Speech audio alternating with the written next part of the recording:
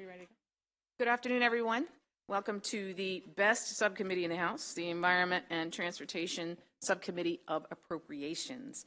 We're happy to have you here today, and we're going to begin with the Maryland Department of Transportation, and we're going to have Steve McCulloch from the Department of Legislative Services give us an overview of their analysis.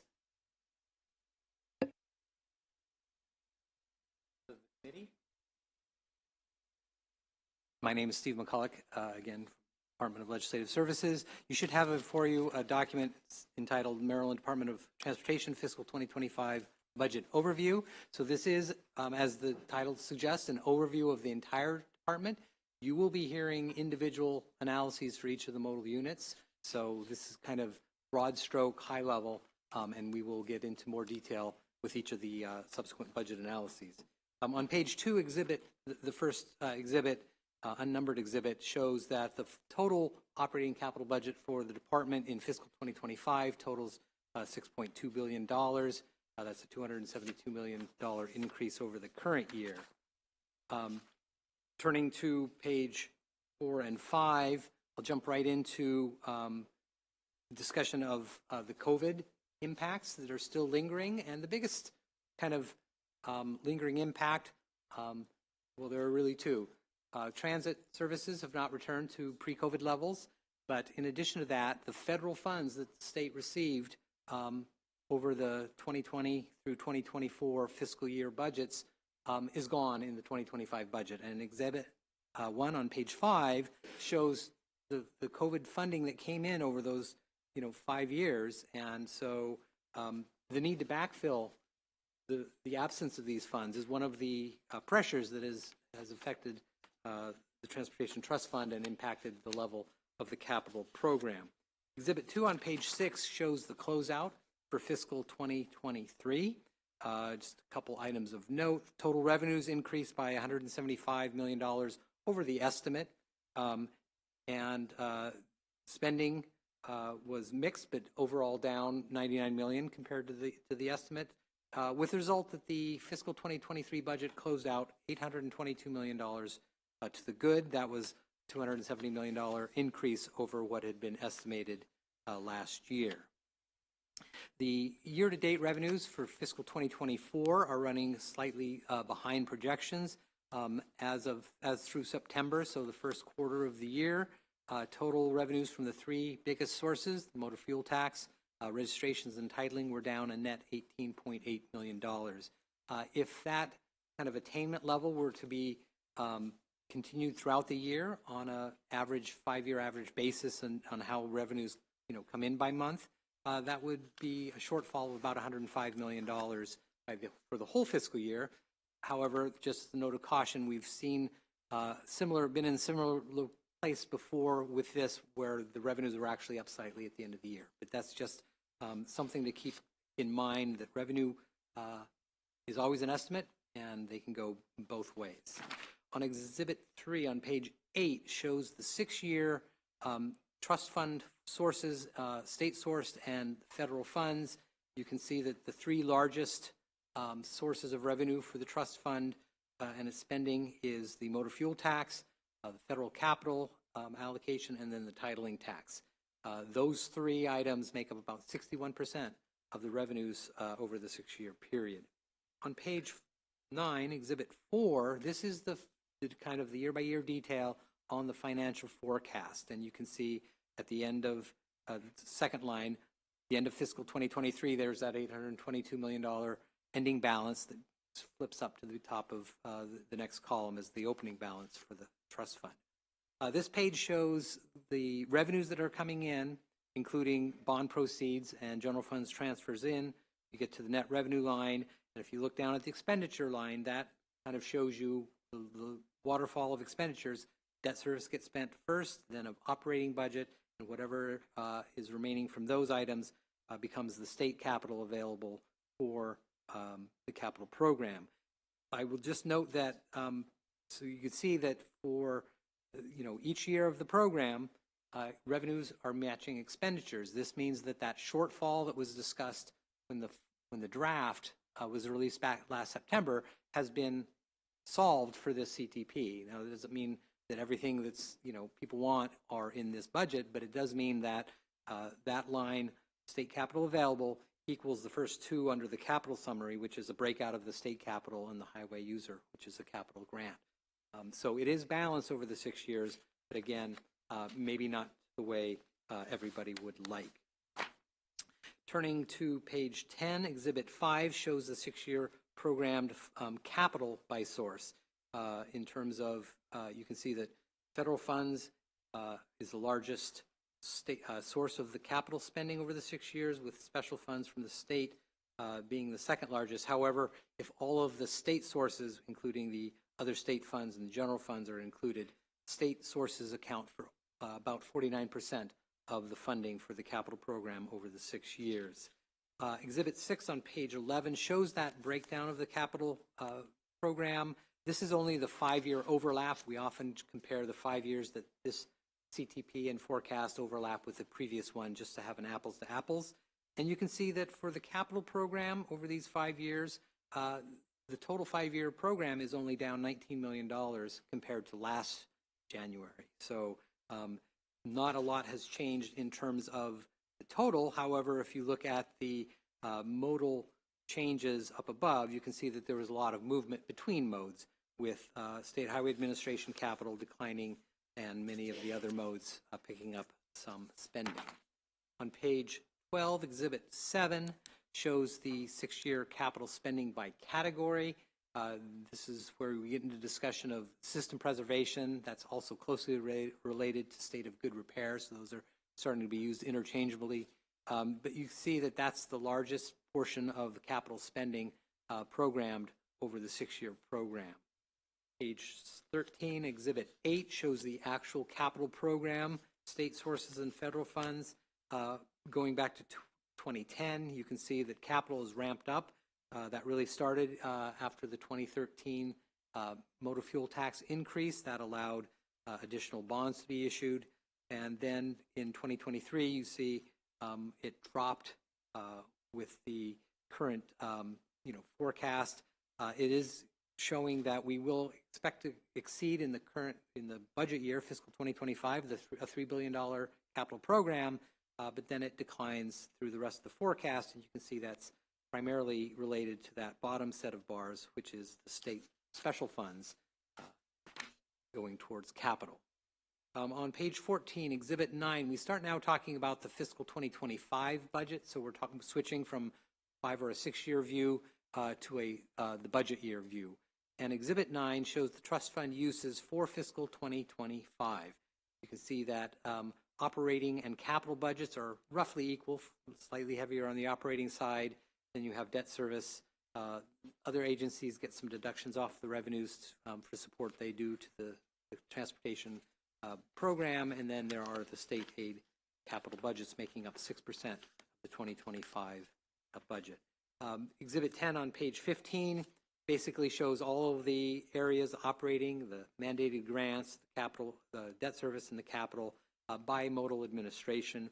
So you can see that in this exhibit, we did include up in the WMATA line for this purpose, the $150 million that is in the dedicated purpose account to help support WMATA operations. That is why the WMATA number jumps so much compared to everything else, and why the total is at $6.4 billion rather than the 6.2 that we showed in the first exhibit.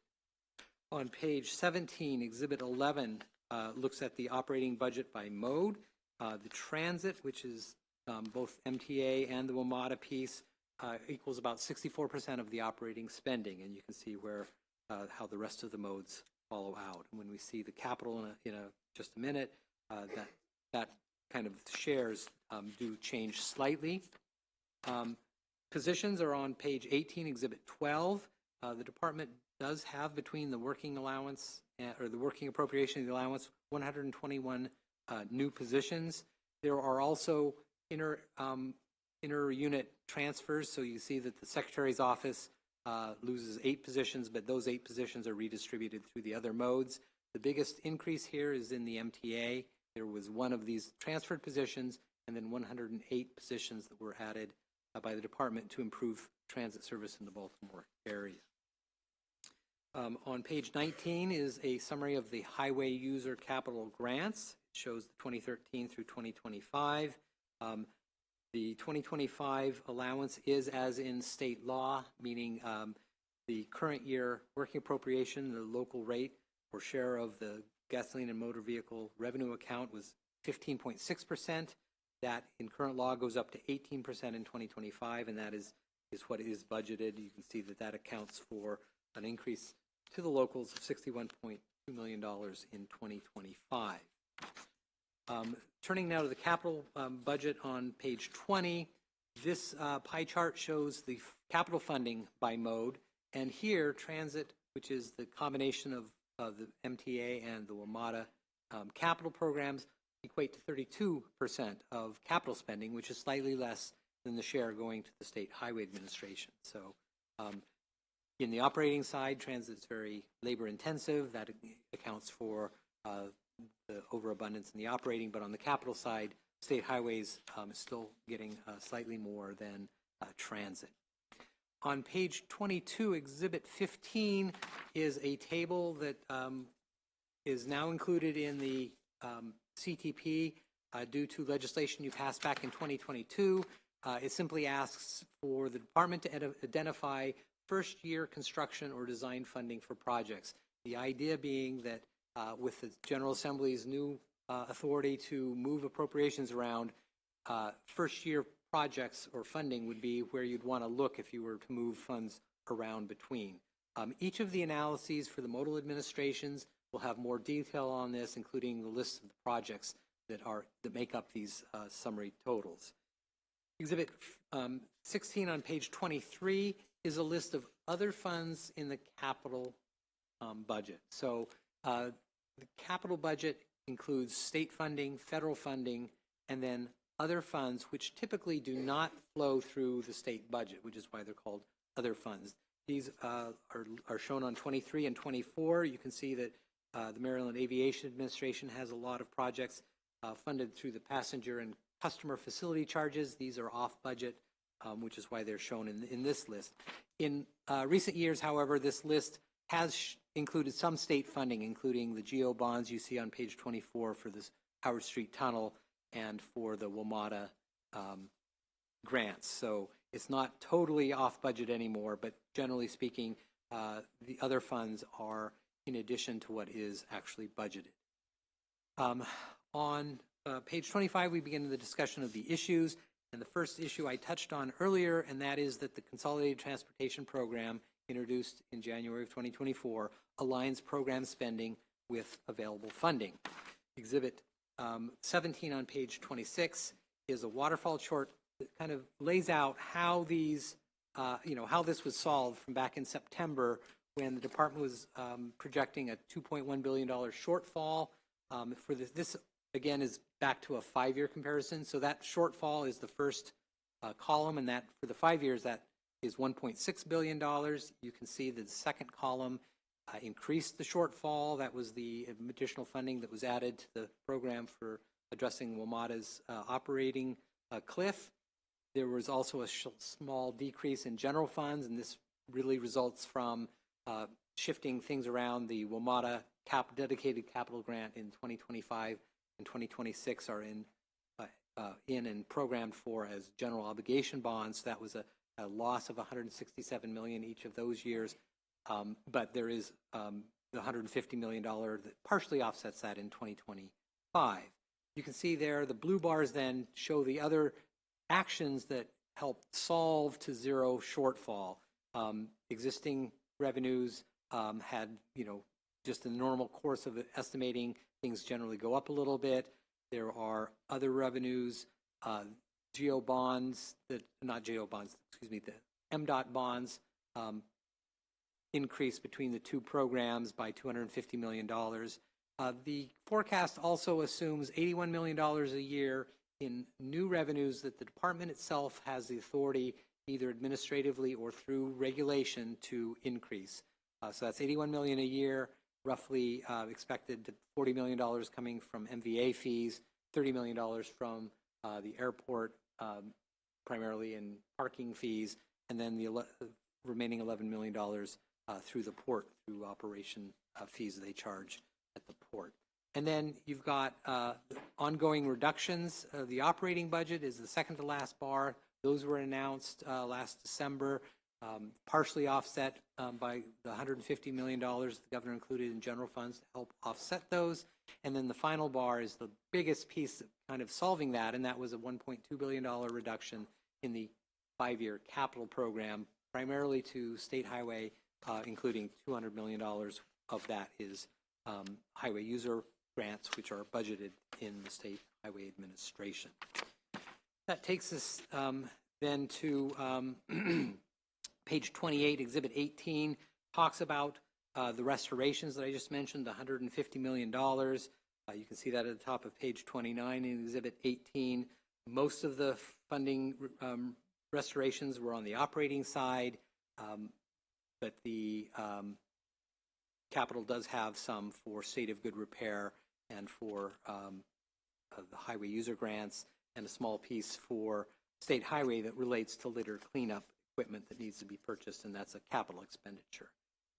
Despite that, those restorations of $150 million, there are still ongoing reductions that are built in to the 2025 budget and move forward, and those will be discussed with each of the modal administrations.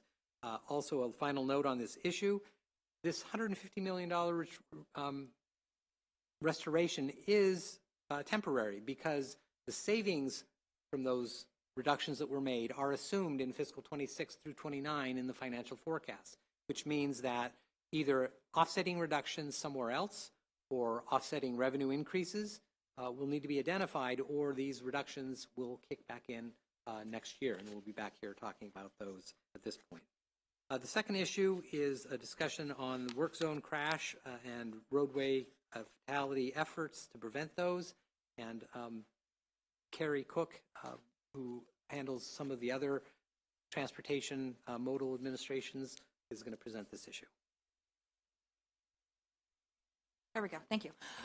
So beginning on page 30 is the discussion of highway safety efforts across the agency, but primarily in the Maryland Highway Safety Office, which is within MVA.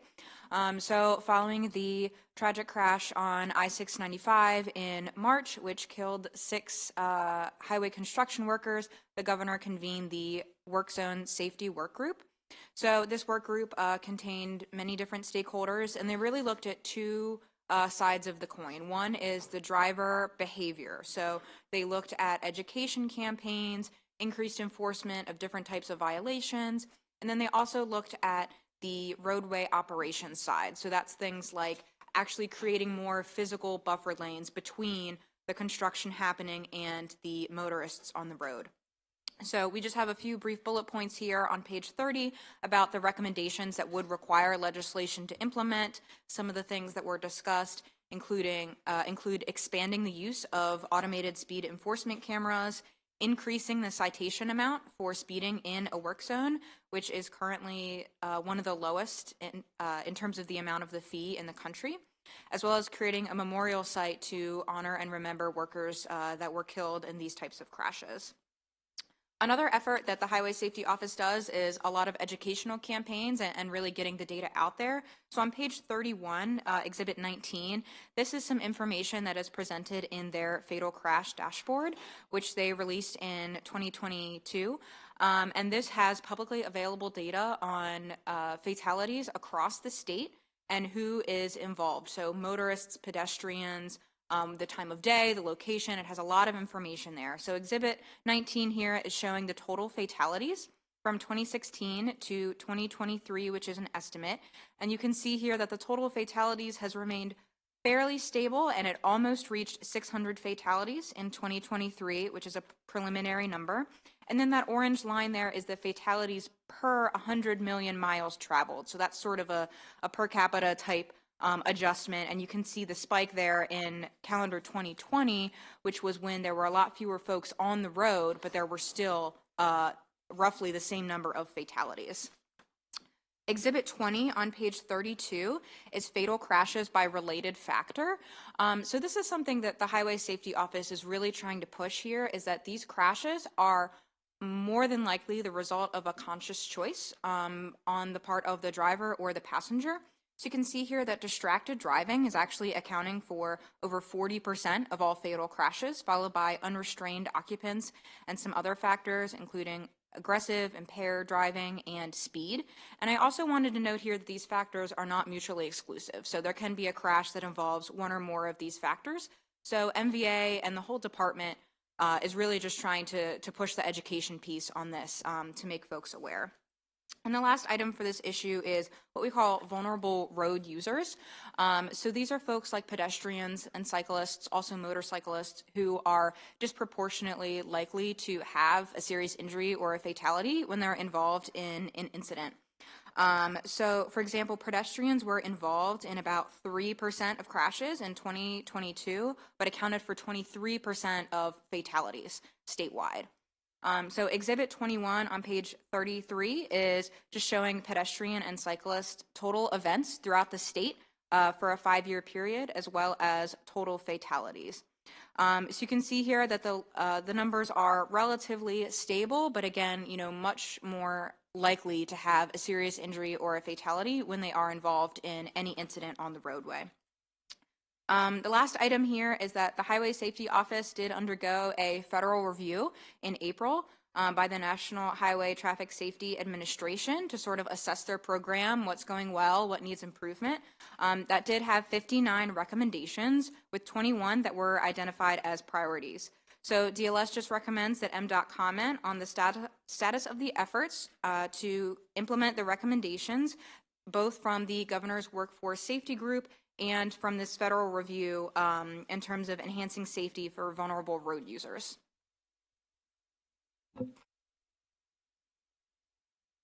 And the final issue is on page 34. This is an update on the Maryland Commission on Transportation Revenue and Infrastructure Needs, or TRAIN Commission. Last year, you passed legislation that required the establishment of the TRAIN Commission to look at a variety of issues related to transportation funding, how projects are selected, and the sustainability of revenues to sustain the program. It's a 2-year commission. There was an interim report that was issued at the beginning of this month. There is a final report due under the legislation by next January. The interim report made basically 3 areas of recommendation. There was a recommendation that the General Assembly consider giving the MVA authority to impose EV fees.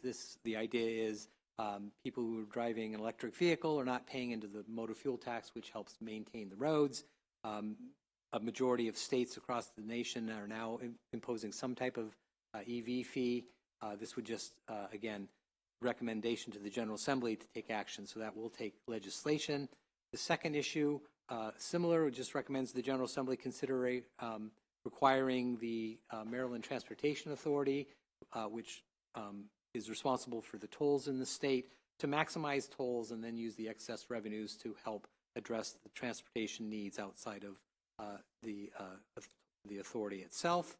And then the final recommendation related to recommended that MDOT develop a new process for selecting and prioritizing capital projects that was taking into consideration, feedback from interested parties and the legislature, and be, kind of an open process that people could understand why decisions, why projects are being funded and others are not. We've asked the Secretary to comment on the recommendations made by the Commission that affect MDOT, and also outline what the Department would like to see the TRAIN Commission's result from the TRAIN Commission work next interim. The page 35 has the one recommended action for this analysis. It is annual budget bill language requesting or requiring notification of changes to the capital program. That concludes the presentation, Madam Chair. Thank you very much, Mr. McCullough and Ms. Cook. You always do a wonderful job. I'd like to invite up Secretary Wiedefeld to provide his response to the committee on your analysis.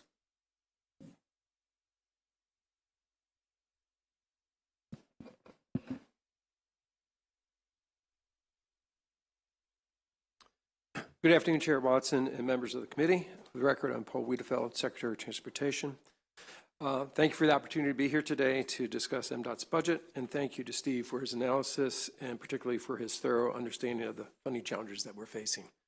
I thought I'd start off with there as one of the issue items he wanted me to discuss.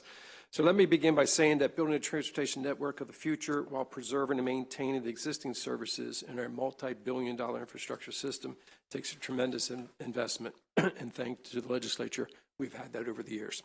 Unfortunately, there are several pressures on the Transportation Trust Fund which impact our bottom line. These pressures include historic inflation, increasing costs of labor and materials, and a negative outlook for a major revenue source of the Transportation Trust Fund, the motor fuel tax. The stress on the Transportation Trust Fund is not new. DLS highlighted the funding concerns in 2019 prior to the pandemic. However, the negative impacts of the pressures on the Transportation Trust Fund at that time were reduced over the last several years as we benefited from about $3 billion in federal COVID relief funds, particularly for our transit systems in the Baltimore and Washington metropolitan areas. These COVID funds were given to ensure that transit systems would continue to provide critical transit service throughout the pandemic to ensure that essential workers could get to their jobs. The funds were also meant to offset reductions in the revenues from decreased ridership that were occurring at the same time that operating costs were increasing. And again, this was a national initiative. These COVID funds are no longer available, meaning they have been all spent for the fiscal year 25 budget and the out years of the program.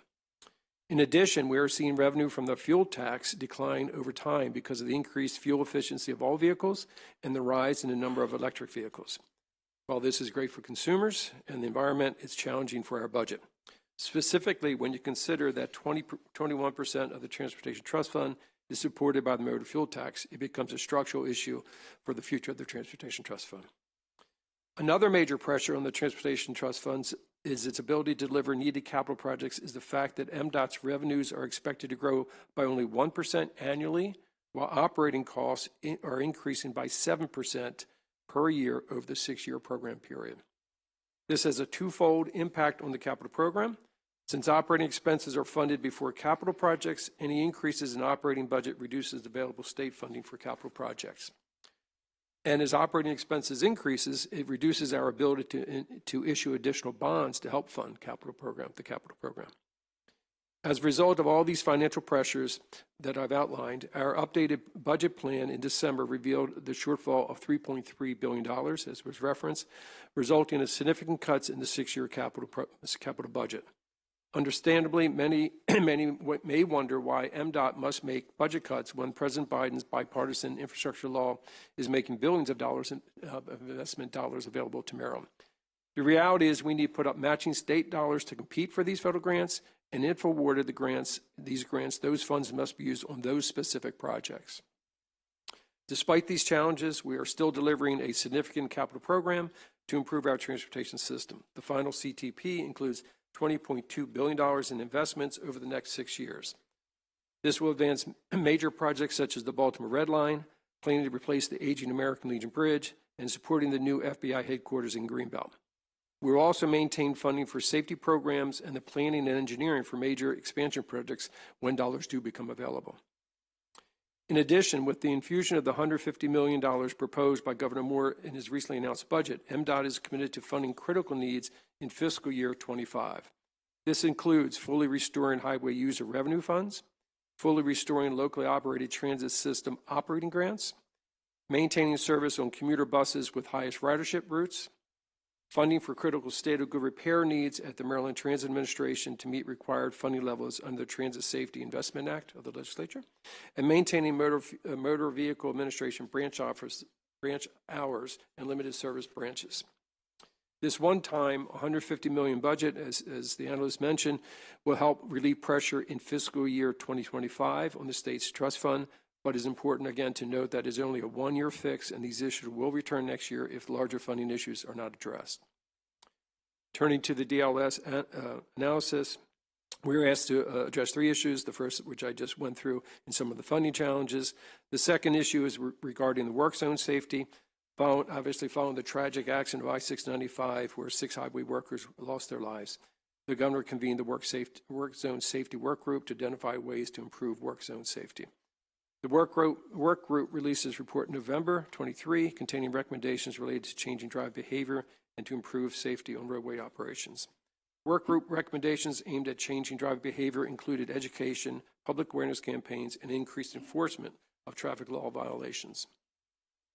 The group's recommendations to improve the safety on roadway operations included enhanced training and certification for those performing work along our roads, more frequent implementation of additional lane closures, updates to state highways work zone inspection program, and work zone constructability reviews. We immediately implemented some of these recommendations, including increasing the presence of Maryland state troopers in work zones and increasing the use of variable speed limits and speed feedback signs.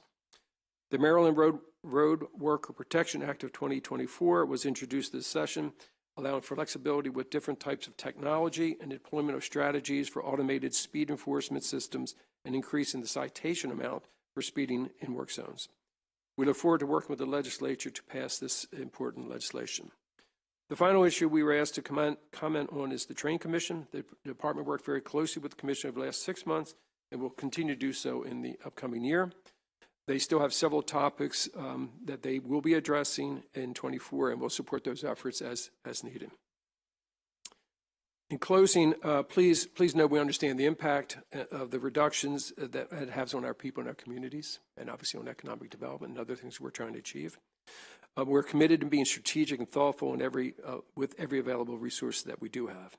Moving forward, MDOT will work with our legislative partners to address future budget impacts. Following this legislative session, the Train Commission will resume meeting to continue its work, again, as I mentioned, and I will acknowledge, and I do want to acknowledge and thank the committee and the legislature for being tremendous partners. The conversations, like the ones we're having here today, are an important step toward building and rebuilding a program that meets and hopefully exceeds Maryland transportation's needs. And finally, the DLS analysts included one recommendation for language regarding reports on capital budget changes, and we concur with that recommendation. That concludes my remarks, and I'd be happy to answer any questions you may have.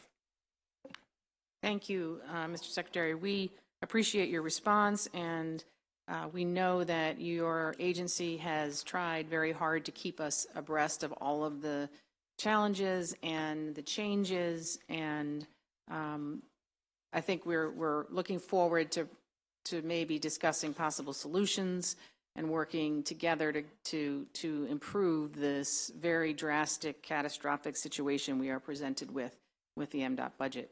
So I will now open it up to questions from our members.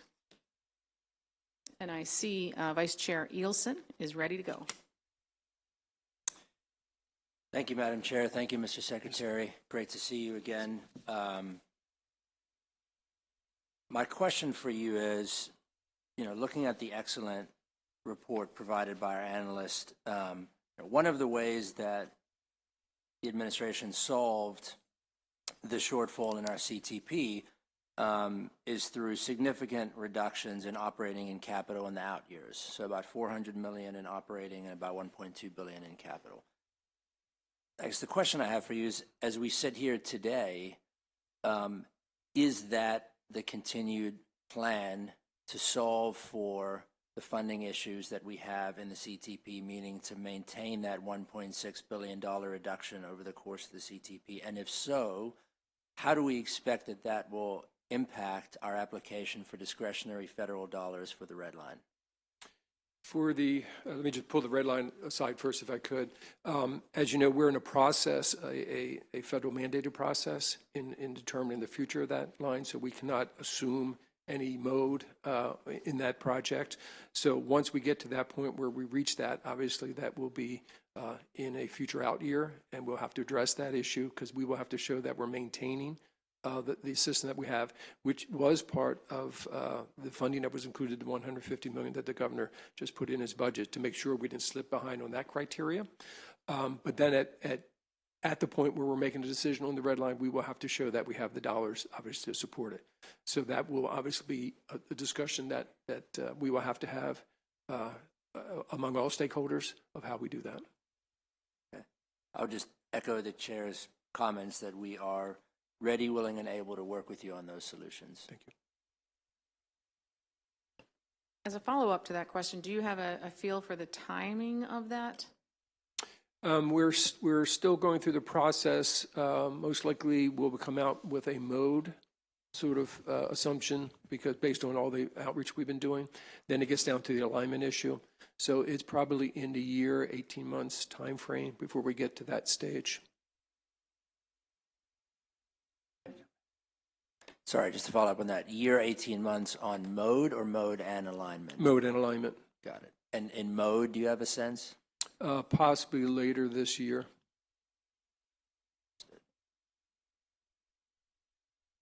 Delegate Solomon?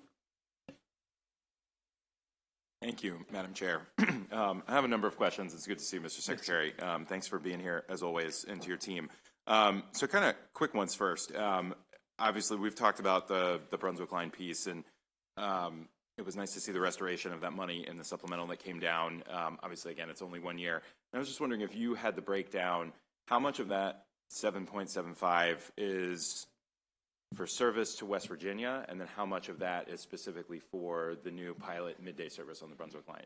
I don't have the top of my head. I'll get that for you. We provide that service today to West Virginia, the 3 lines. It serves operational needs for us as well. So it's, there's an issue from that perspective. But at the time when we were initially facing what we were facing, we just had to pull that back. But we were able to restore it. And it does make sense operationally for us to do that as well. Okay. But I'll follow up and get that information. I was going to say, yeah. And then switching to Metro, and you and I have had a conversation about this, and I know, and not to beat the dead horse, but I will say it again, that we appreciate the $150 million, but obviously that $150 million, Metro requested $250 million. Their budget shortfall was $750, split among the 3 jurisdictions, it's $250. You know this better than almost anybody in your former role. In your current role as a member of the Metro board, do you have any sense yet of how, and obviously some of this will depend on what Virginia ultimately chooses to do, what the type of reductions will look like that the general manager is considering to try to close what will be left as a gap? And to follow up on that, we would hope that you will advocate, we've had a conversation about no more not ending turnbacks, not increasing headways on certain parts of our service. Just wondering if you could comment on that. A few points. Just on the turnbacks, yes, we don't support turnbacks. We don't support closing of stations either. So we've been very clear on that. The general manager is creating that budget, and it includes a number of things. One of them is basically to take some, in effect, future dollars for system preservation, moving it to operating. It is something that when I was there, we fought not to do that very often. I understand you have to do it occasionally, but it's not a recipe, for the future. So we have to be very careful how far we go there, and we'll continue to express those concerns at the board. There may be some issues they do on fares. Is one of the things they may do. There may be some things they do in terms of some of their hours, the fringe, the softer hours of the system. But again, that will play out through the board and with our partners in Washington and Virginia. The $150 million that we have suggested, I think, is based on a lot of the discussions that we've been having, both that they've been having in Richmond and in the district. That seems to be, at the end of the day, it's usually the lowest common denominator where it's met, since it's met across all 3 jurisdictions. So I think we were, I know we were sort of leading the charge a little bit in that area.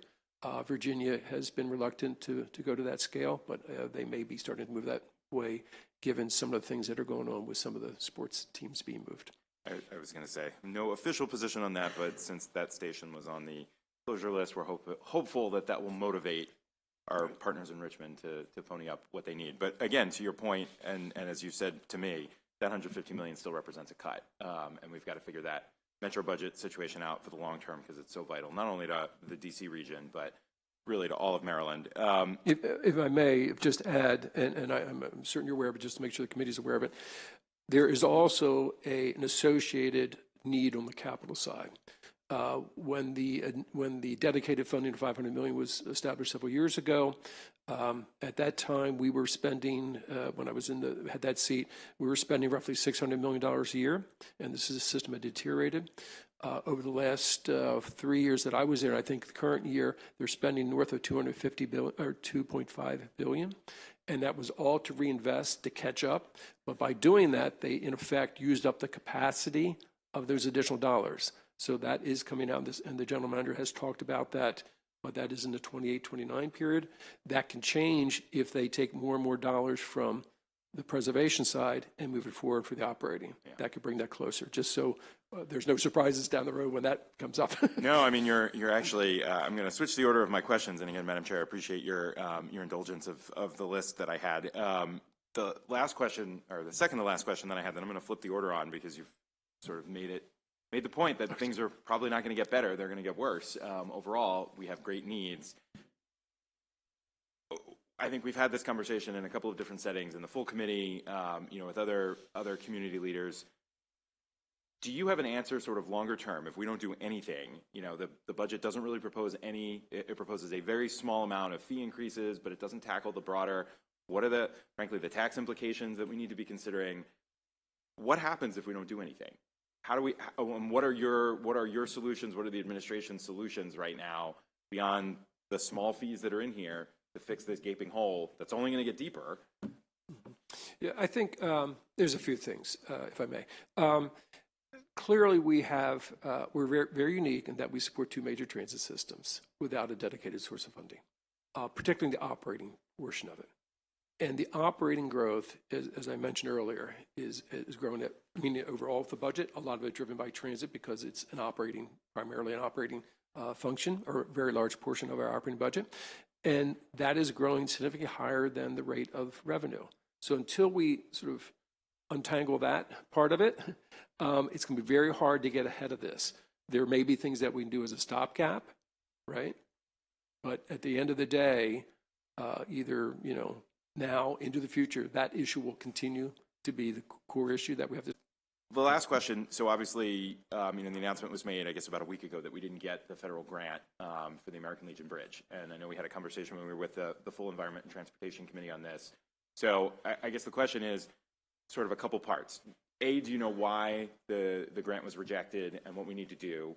B, when Administrator Pines was here, he said we've got 10 years before the bridge is in such a state of repair where it's going to require significant upgrades. Not necessarily a full and total repair or replacement, but at least significant upgrades.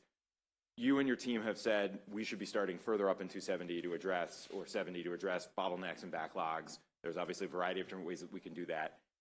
We didn't get the federal grant. What's next? Can we think about maybe delaying the American Legion Bridge to reevaluate where we are so that we're not sort of stuck with what the previous administration, frankly, dumped on our laps, and focus more on the immediate bottlenecks and be a little bit more fiscally prudent? We have to recognize, obviously, the condition of the bridge. So, that is coming that we're going to have to deal with. And as you mentioned, Administrator Pine said roughly in a 10-year period. He's a structural engineer, so I'll take his analysis for that. But at the end of the day, we're going to have to go back again and reapply for those grants. We're competing, and where we are in that project versus maybe where someone else is in the nation probably did not work to our advantage.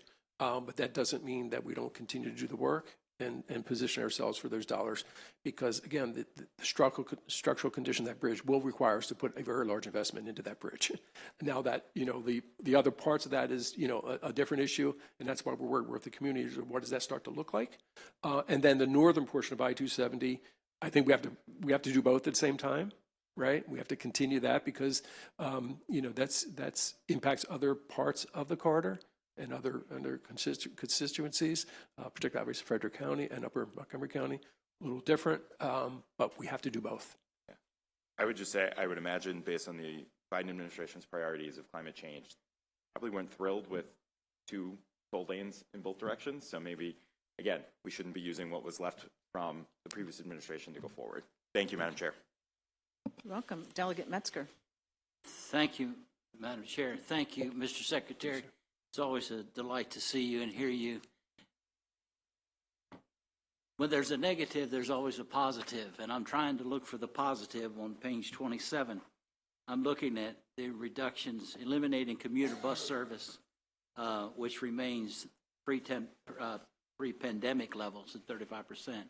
Are we looking or doing any marketing strategy to increase that, to prevent that from happening?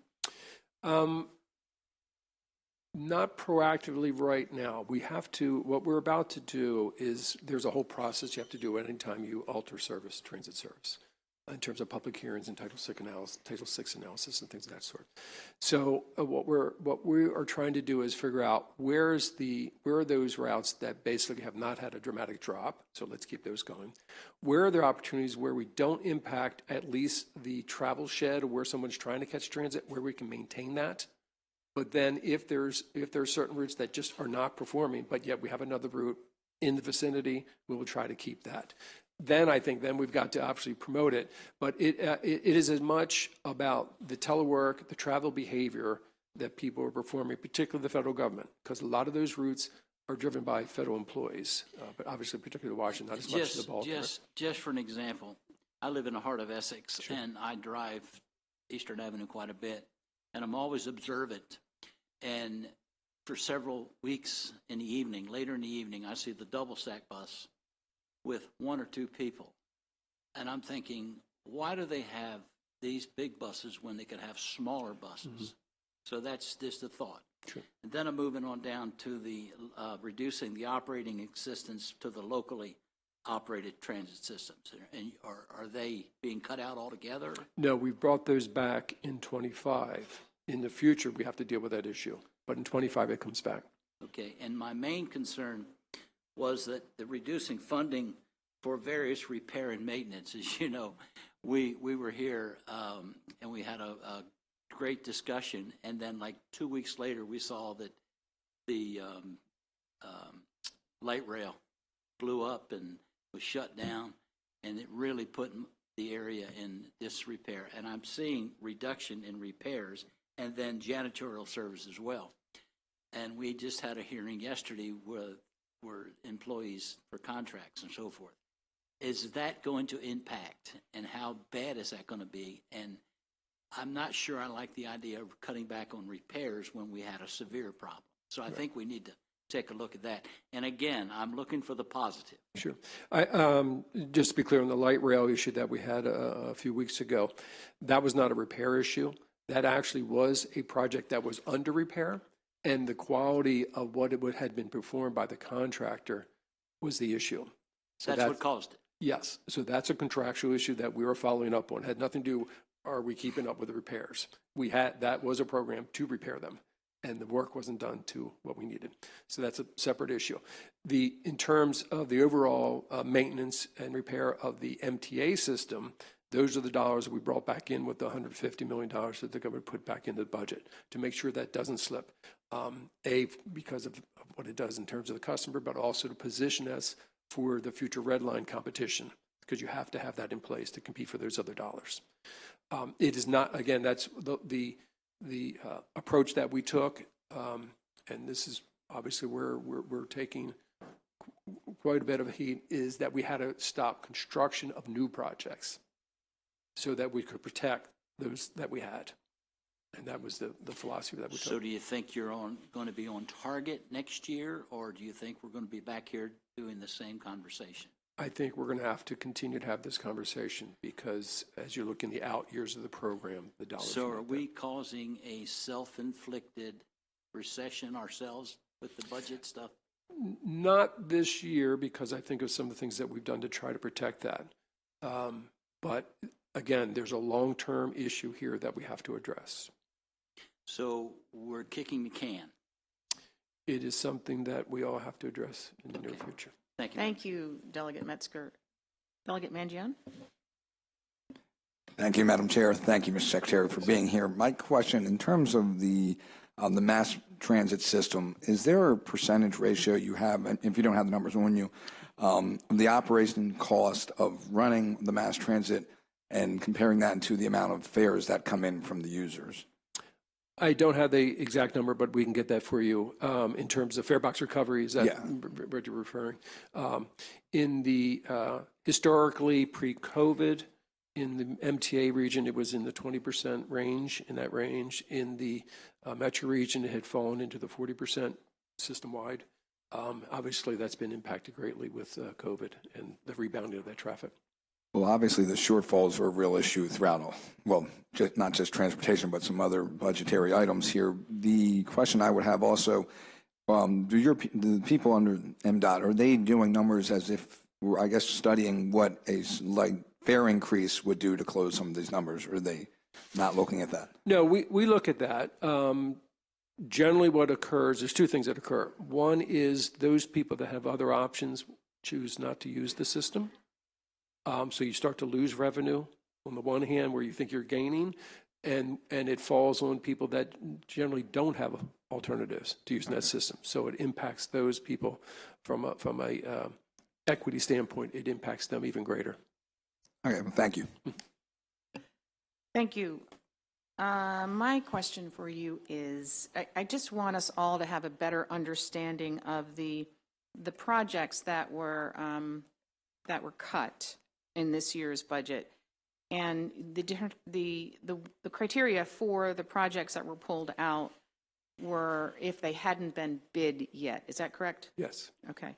So there's I don't know, 12 or 14 projects across the state that had not been bid yet. And what percentage of those would you say would have been able to be bid this year had they not been cut? Very small percentage. I can get you the exact number, but very small. Remember the program's a 6-year program. Yes. And as we're going through planning and engineering, then we start to show construction in the out years. I understand. So that's there were very few in that earlier part. We've been told that there are some that are fairly significant projects in terms of safety that were ready to be bid in the calendar year 2024. And I want the committee to understand the actual delay that takes place here. So let's, for example, take a project that was cut but ready to be bid maybe by the end of this year. They cannot go forward with a bid because, and you can answer that question, why can't they go forward with a bid? Because you have to have the project designed and ready to bid. And you have to have the funding. And you have to have funding. You have to be able to show the funding. Right. So they can't show the funding, so they can't bid the project. So while we wait for a solution, and the administration has said they will work towards solutions, and perhaps next session we'll have some solutions. When we pass those solutions, whatever they might be, it takes time to implement those solutions.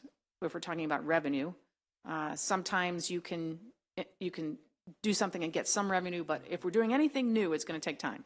So that means that they probably can't bid their project in 2025 either, because they won't necessarily have the revenue there to support it.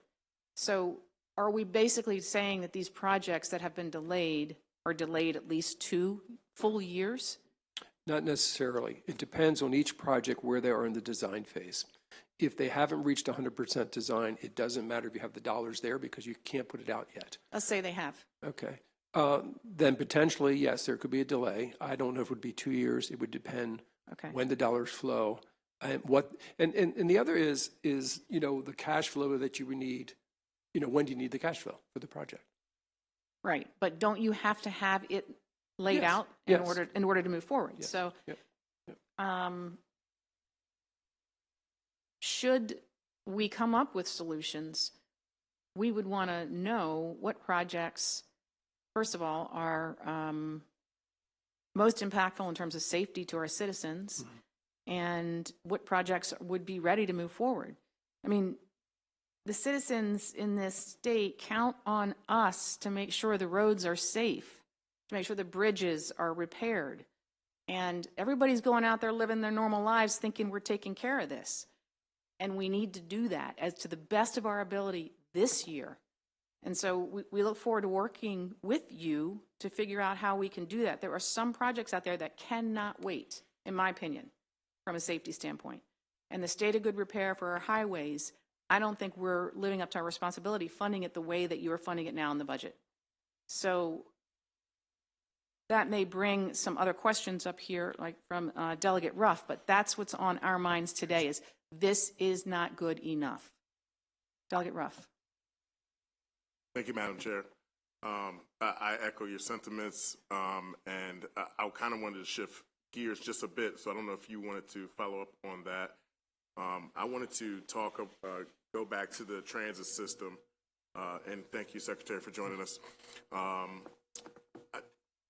We in the city of Baltimore had our City for All transit forum this past Saturday, and we had the opportunity to hear some of the horror stories that city residents have been enduring for many, many years, you know, stories that go back decades, but also many recent stories about the inconveniences and the frustration that many, many folks, I believe about a quarter of city residents do not have their own private vehicles and are often relying on the public transit system in Baltimore City.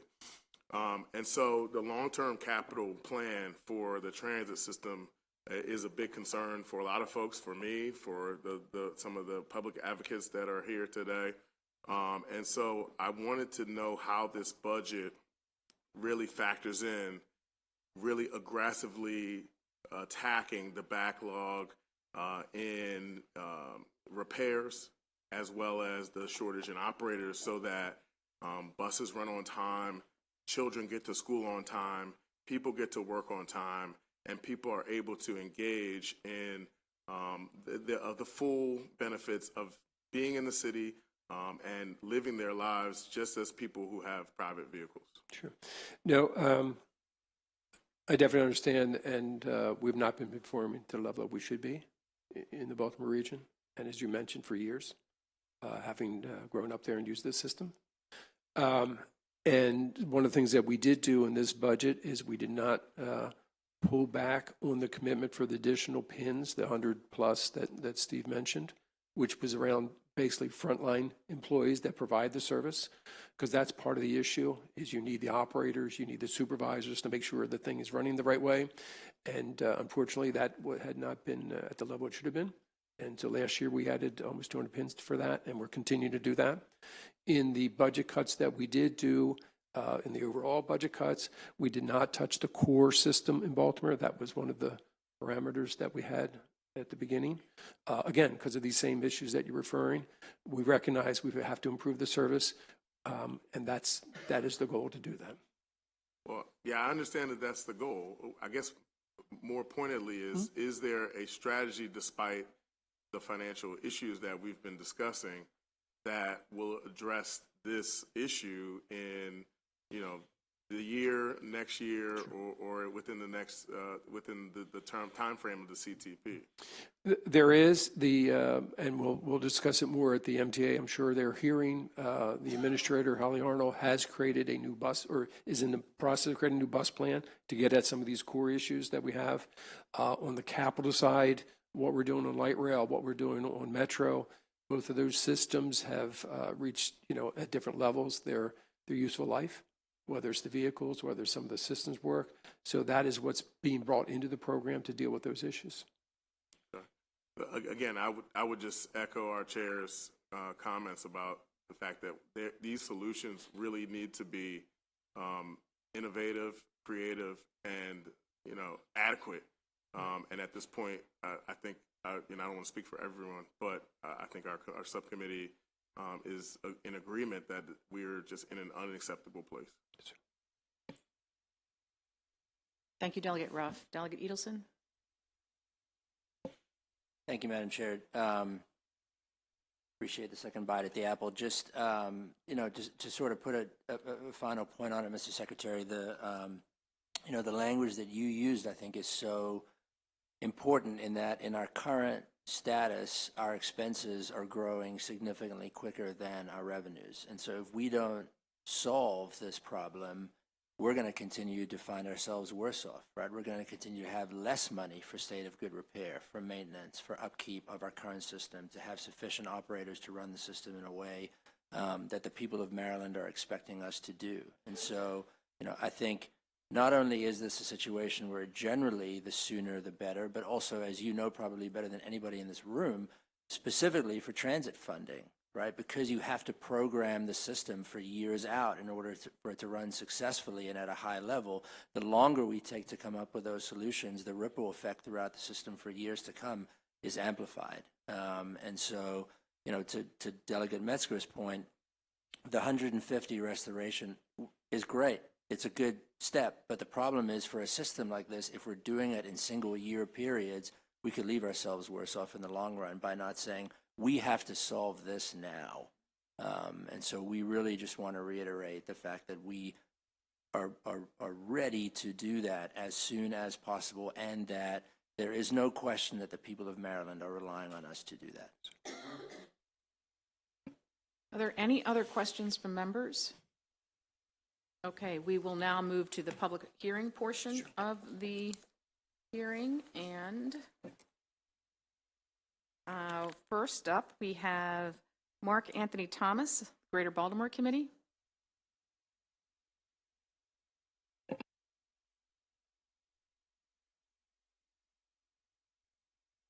And for the members of the public that are testifying, there's a 2-minute limit, and you will be flagged if you go over it. Yeah.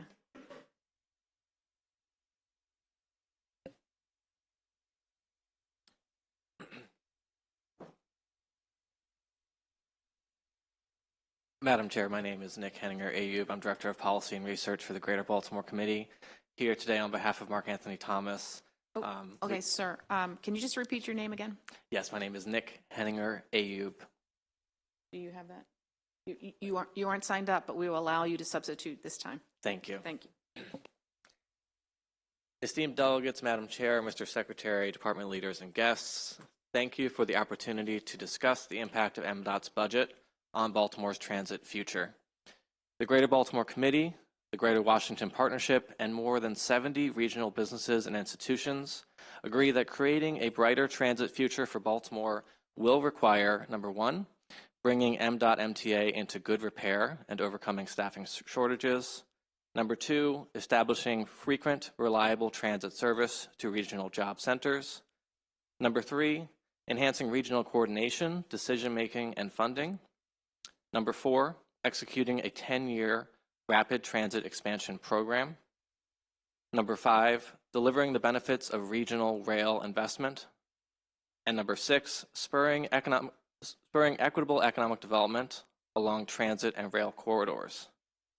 The current CTP, despite the governor's one-time injection of rainy day funds, represents an unacceptable 6-year path forward for Baltimore's transit system that will stymie the region's ability to maintain, plan for, and build the transit system that current residents and businesses deserve and prospective residents and businesses require. We are particularly concerned by long-run reductions to MTA and local transit systems preservation funds, harming the state of good repair, long-run cuts in highway user revenue funding, which is already well below pre-recession levels, and the elimination of some service routes, which could harm our FTA scoring. GBC is confident that the Maryland General Assembly, the Train Commission, and MDOT are fully capable of addressing Maryland's near and long-term funding shortfalls, and we look forward to reviewing legislative proposals that will do that. Legislative proposals that will source new revenue, which, once leveraged, can lead to billions of dollars in new investment towards Baltimore's transit future. Thank you. Thank you, Mr. Thomas. Next, we have Brian Ditzler from the Maryland Advocates for Sustainable Transportation, followed by Barbara Kofall, Citizens Against Beltway Expansion.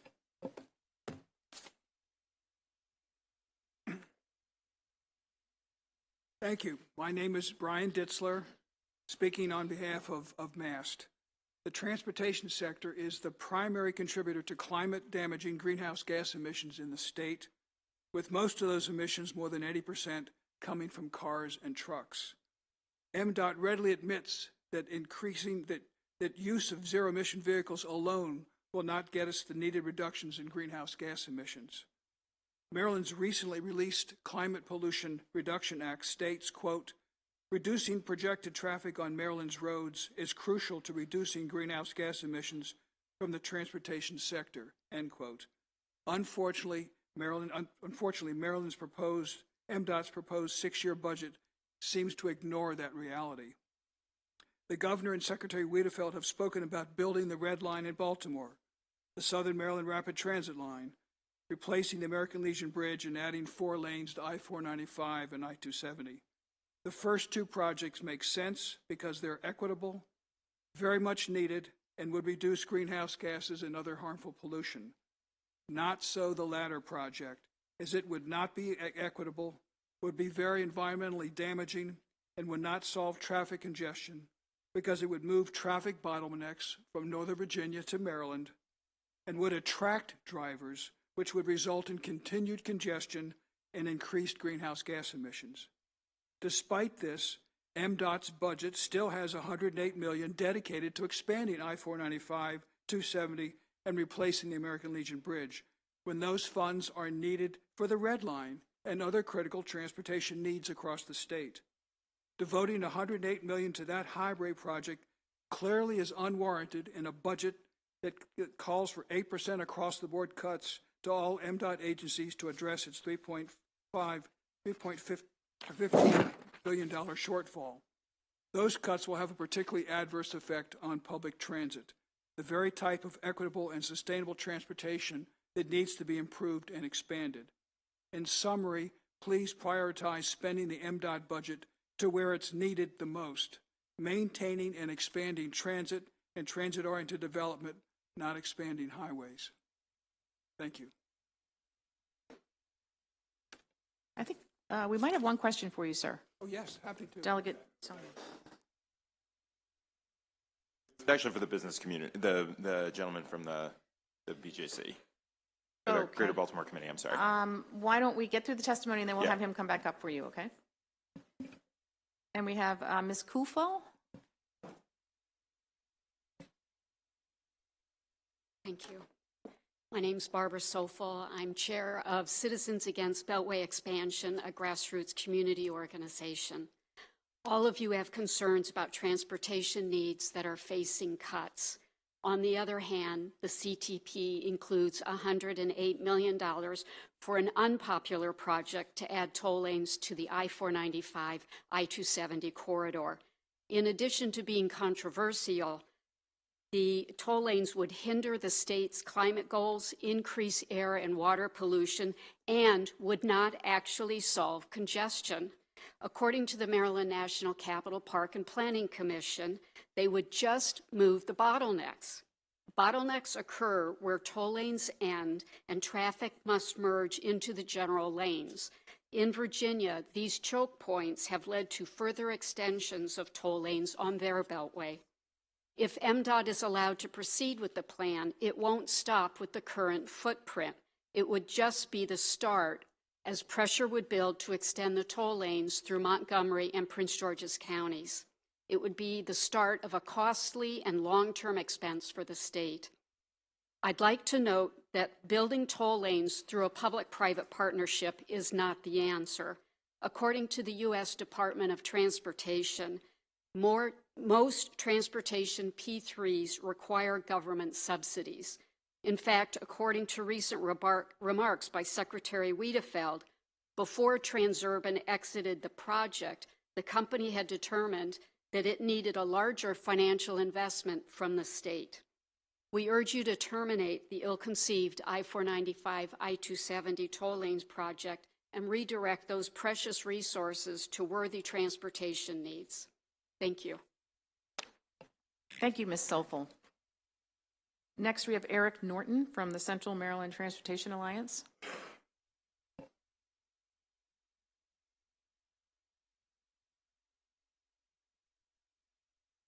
Good afternoon. Thank you, Madam Chair, members of the committee. My name is Eric Norton. I am the Director of Policy and Programs of the Central Maryland Transportation Alliance. Thanks so much for letting us come testify before you today. The Transportation Alliance is a nonprofit advocacy organization whose mission is to improve and expand transportation options for the people and businesses of Central Maryland. We consider the region sort of Greater Baltimore. This subcommittee does a really great job of getting into the details and asking great specific questions. But I want to take a step back and just look at the big picture for a moment. This state, as you heard before, spends over $5 billion every year on transportation. That represents 10% of all state spending and is the third biggest category after health and education. It's a lot of money. And the question we should be asking ourselves is not necessarily how to get more of that, although I hear where you're going, but what are we getting from what we're spending? What are the results? We tried to answer that question through what we call our Central Maryland Transportation Report Card. This is the third one we've put out. I have copies if you want some. And we ask ourselves sort of like, are the projects and policies that we fund taking us in the right direction? The report card measures things that will improve if our transportation system is doing a good job. Things like how many jobs can people get to? Are the roads safe? Is our existing infrastructure being adequately maintained? Are we protecting the environment? And unfortunately, but perhaps not surprisingly, the results were not great. As you can see, the overall grade was a D+ for Central Maryland. We found that too many people face transportation-related barriers affecting job access. Public transportation is too often unreliable and does not efficiently connect people to employment centers, and in too many communities, people are disconnected from opportunities.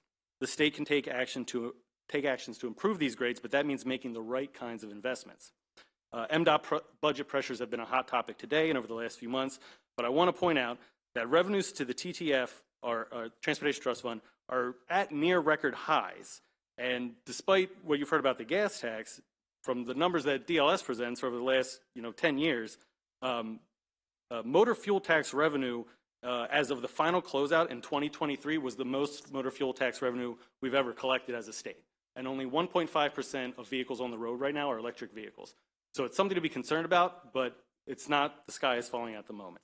So I just want to make a pitch to you all that before we start talking about raising more revenue, and that's a discussion you all need to have, is we need to talk about prioritization and making sure that the state is getting good results for the money it's spending. And if we keep putting more money into the existing machine we have, we're just going to keep getting more of the same results. Okay. Thank you. You went over a little bit, but I gave you some leeway there. I appreciate it. I tried to talk as fast as I could. You were talking fast. The next and final member that I have on the list are member of the public, Josh Tolkien from the Sierra Club, Maryland. And then we will ask Mr. Thomas to come up quickly for the question from Mr. Solomon. Go ahead. Thank you. Good afternoon, Madam Chair, members of the committee. I'm Josh Tolkien, Director of the Maryland chapter of the Sierra Club. I'm also a commissioner on the Commission on Transportation Revenue and Infrastructure Needs. Many of the points that I would have made have already been voiced, so I'll try to focus on ones that haven't been brought up. First, we cannot view our transportation funding in a vacuum. Our transportation funding is our climate strategy, is our housing strategy, is our economic development strategy. Viewed in that context, some of the proposed cuts would have fairly significant and long-standing impacts. We urge the committee to aggressively pursue revenue strategies as well as restore funding in several areas that I'll outline. First, Sierra Club leaned into and embraced the challenging discussions about revenue. We came out in support of revenue through new fees on electric vehicles, though in line with the Department of the Environment, we urge that if those vehicle fees are increased, vehicle registration fees on all vehicles also be increased. A $10 fee would create $45 million in revenue. We do support adjustment of toll revenue as well. There's a number of other bold recommendations which were not in the final endorsed package, but can be found in Greater Baltimore Committee put forward several important ideas in that conversation. We urge that priorities be made to restore the state of good repair in the outer years.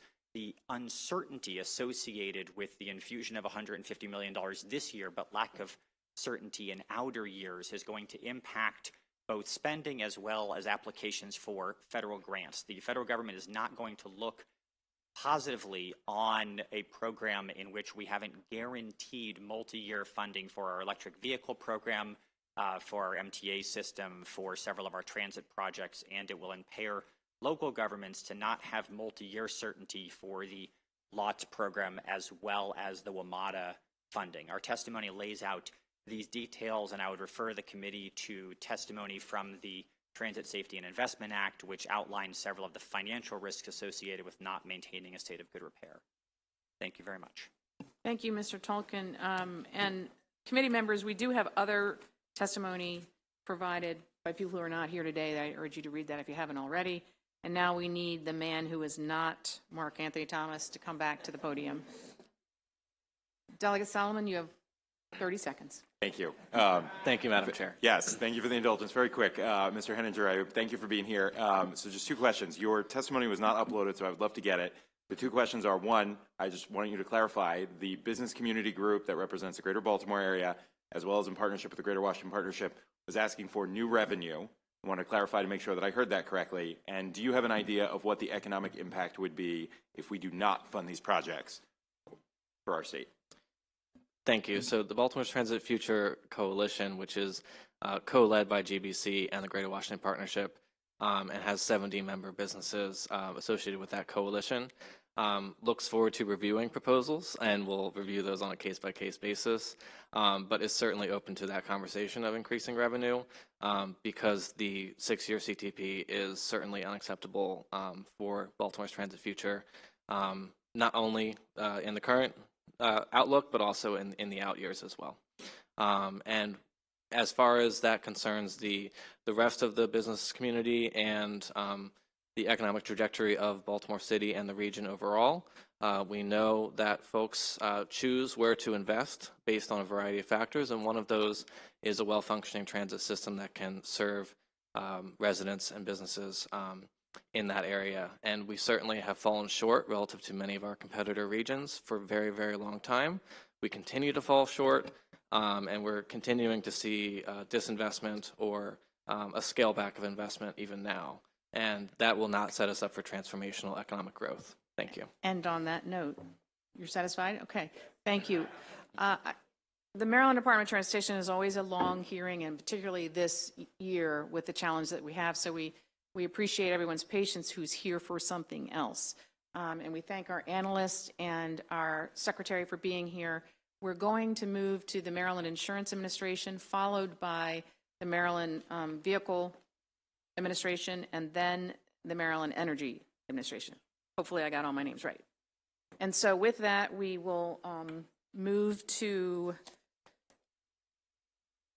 Samantha Tapia, who is our analyst for the Legislative Services. And Ms. Tapia, you will give us a brief overview of your analysis, your very good analysis on the Maryland Insurance Administration when you're ready. Thank you, Madam Chair, members of the committee. Again, my name is Samantha Tapia, reporting on the operating budget for the Maryland Insurance Administration. Just as a reminder, in a nutshell, MIA's responsibilities are licensing and regulating insurers, agents, and brokers, and collecting premium taxes. The operating budget for the fiscal 2025 year increases by $7.4 million, or 17.7%, to $49.1 million, mostly from increases in personnel expenditures and information technology. Most of the budget is occupied by personnel costs at 71%, or $35 million, followed by IT at 14%, or $6.8 million. Other spending is for fixed and operating costs and for the Health, Education, and Advocacy Unit grant in the Office of the Attorney General, Consumer Protection Division. Looking at personnel vacancies, Exhibit 4 on page 7, MIA made progress on the vacancy rate over calendar 2023, now at 5 vacancies below the budgeted turnover rate, though with variable improvement across sub-programs. We've asked MIA to comment on any impacts of vacancies in calendar 2023 and what strategies have most contributed to improvement in the vacancy rate over the calendar year 2023. MIA has also received a number of new positions, 15 new regular positions, and a net increase of 8.6 full-time equivalent contractual positions. This is the first addition of positions since 2019, which would have been based off of conditions in 2018. And that was when they only received 2 new positions. The 15 regular positions, this is 5 regular positions each for compliance and enforcement, life and health, and property and casualty. And as a summary of what these are for, these should address rising numbers of complaints and appeals cases, new goals and oversight of network adequacy and mental health parity, and relieve staff with more expertise from administrative tasks, and introduce more staff with data analysis expertise to study big data and AI-driven models now being used in the insurance market. Moving to key observations, a brief review of the insurance tracking system development project, which began in 2019 to replace the legacy system that requires extensive use of manual data entry, hard copy document handling, and data storage in Microsoft Excel. Project cost-related issues led to a vendor default in March 2022, and MIA ultimately worked with the Department of Information Technology and the Department of General Services to use the Salesforce master contract to begin new design work again at the end of fiscal 2023. That work has been successfully ongoing and meeting deadlines into January 2024. The original budget for the project, looking at Exhibit 6 on page 10, was $2 to $3 million. There's been design work and do-it oversight costs through fiscal 2023, and the fiscal 2024 budget has included $1.2 million for design and startup implementation, and fiscal 2025 includes $4 million for continued project development. We've requested MIA comment on the status of the project design and the estimated timeline toward completion, and have recommended committee narrative requesting 2 project updates during fiscal 2025. Looking at property and casualty complaints, Exhibit 7 on page 11, MIA receives and processes complaints from consumers seeking review of insurance policies for compliance with state insurance laws. The objective is to resolve 90% of complaints within 90 days. While MIA is usually in the range of 70 to 90%, fiscal 2023 saw a large decrease in the number of complaints resolved within 90 days, down to 48%. So we've asked MIA to comment to explain the decrease and discuss its efforts to improve the timeliness of complaint resolution. And then looking at the fraud division is primarily responsible for investigating complaints related to alleged insurance fraud by companies, producers, and consumers. Exhibit 8 on page 12 shows the number of cases open for investigation and the number closed within 180 days from 2016 to 2024. There's been a lower rate of closure within 180 days since fiscal 2020, between 30 to 60% after a pre-pandemic trend above 90%. Also, Exhibit 9 on page 13 shows fraud referral cases investigated, referred for prosecution and charged from 2016 to 2023. At approximately 30%, the trend here also remains below the pre-pandemic levels that were in the range of 60 to 90%. So we've asked MIA to describe the referrals process and provide reasons for the decline in volume of referrals, referrals closed within 180 days, and referrals for criminal prosecution and charging. But in summary, we concur with the governor's budget, though we do recommend the updates on the ITS project development through fiscal 2025. But that concludes my presentation, and I'm happy to take questions or move to agency testimony. Thank you. We appreciate your very thorough assessment. And now we will hear from the Maryland Insurance Commissioner, Kathleen Moraine.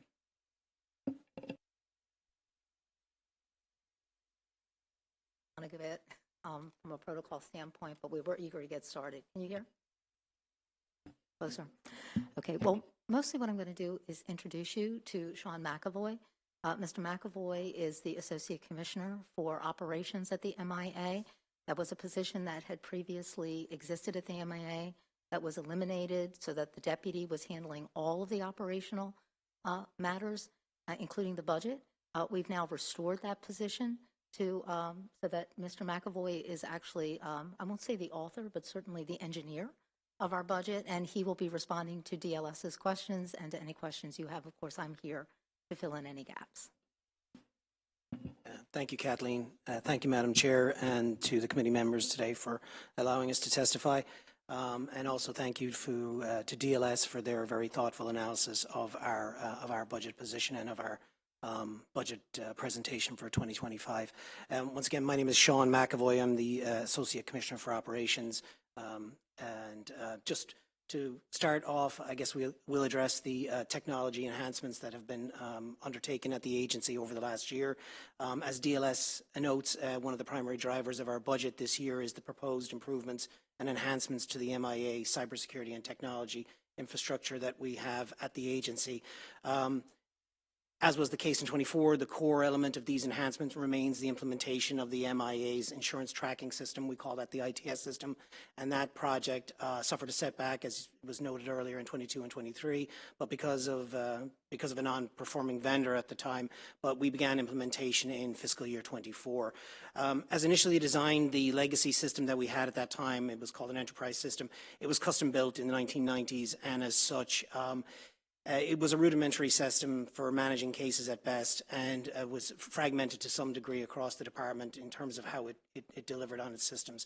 Following the contractor's default in March 22, MIA worked with DeWitt to determine which platform was the best fit for our agency. At that point in time, DeWitt recommended that we pursue a Salesforce solution, and we accepted DeWitt's recommendation. This ITS project, just to remind you, it will allow us to move away from these multiple custom-built systems that we have in the agency right now, and will allow us to integrate into a single platform that a variety of different business units, in fact, most of the business unit leaders, will be able to access. It will bring automation to some of the more mundane tasks that we have to do with the agency. It will enhance the security of the data that we have, and then it should streamline the workflow from a business unit standpoint so that we can process documents more quickly and spend time on what we need to be doing as an agency, which is on the regulatory functions and regulatory mission that we have. The ITS project has been moving efficiently and quickly since the move to Salesforce. And we've deployed Salesforce and its professional services to assist us with this. Phase 1 began in July 2023 and was completed in September of 2023, and the deliverables at that time were fulfilled during this phase, and that included the creation of a detailed diagram of our current and future workflow, thorough requirements of our information gathering of what we needed, identified our IT systems weaknesses right now, and then it also looked into best practices, recommendations, and development of a system architecture for the MIA as a holistic solution. To achieve the task, Salesforce completed 68 sessions at that point in time, met with 51 stakeholders in the agency, mostly internal but some external stakeholders, and spent nearly 15 hours recording conversations and interviews with the MIA business units. And so we are currently in phase 2 of the design. That phase began in November 2023 and will be completed, I should say, in February of this month. So, the focus at that point is to move to this design phase. And right now, as of January 25th, DeWitt has, Maryland Department of Information Technology, who's been also guiding us through this project, has approved the Maryland Insurance Administration's request for additional funding for the project.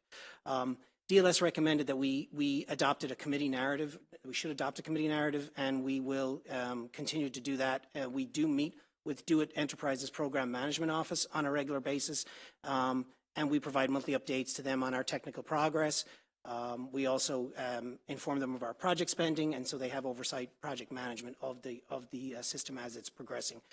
We obviously agree with the DLS's recommendation on reporting on an interim and on a yearly basis on the project, and we're happy to give these reports and update the committees and any other legislative bodies that require updating. Switching now to our recruitment efforts and retention. As of December 31st, 2023, there were 13 vacancies at the agency. That vacancy rate is 5.41%. I believe last year in our testimony, we shot for a goal, I believe, of 7% with the Senate. We have now at a 5.41% rate, so it's a slight improvement. But it does represent a 59% reduction since that period last year. So in 2022, we had way more. We're down by about 59% at this point.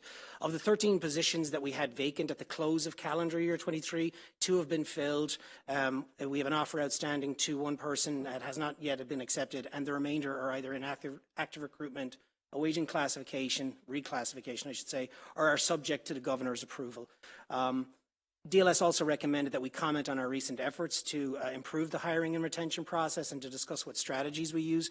So on the retention strategy side, what we are looking at is we've gone back to basics. We go back and enforce non-competitive promotions with supervisors as staff become eligible. So we ask our managers to look through those processes, and as someone at an examination level or one of those levels starts to move through the process and they are entitled to the next step or grade, we encourage them to make sure that they stay on top of that.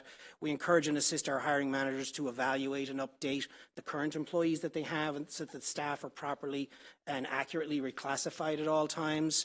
In addition, we have converted a number of temporary and contractual PINs. So last year there were no temporary positions that were converted, but we did have a contractual fraud and investigator position that we did convert from from a contractual to a full-time position.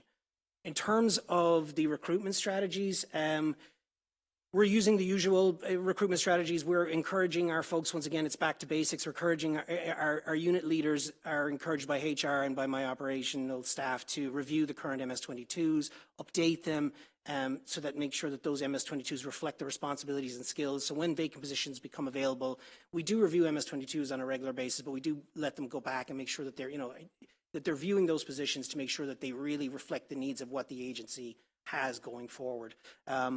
Also, our hiring managers and HR work together to evaluate grade step levels to more accurately align with the skills and align our compensation with sort of highly competitive other institutions out there that we compete with for these positions.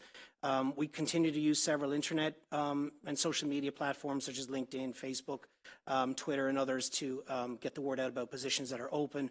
And then we also advertise on some of the industry-specific sites, so the Association of Compliance Professionals, Society of Financial Examiners, as well as the Society of Actuaries that these are all organizations that we're part of.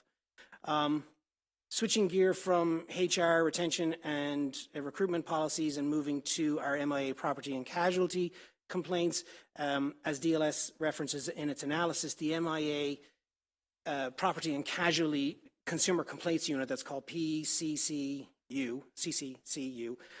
investigates administrative complaints from policyholders and claimants who claim that they have concerns, raised in their complaints, and we look at those to ensure that they don't violate any sort of insurance laws that we have out there. We refer to these as our consumer complaints, and the MIA's objective is to resolve those complaints to resolve 90% of those complaints within 90 days.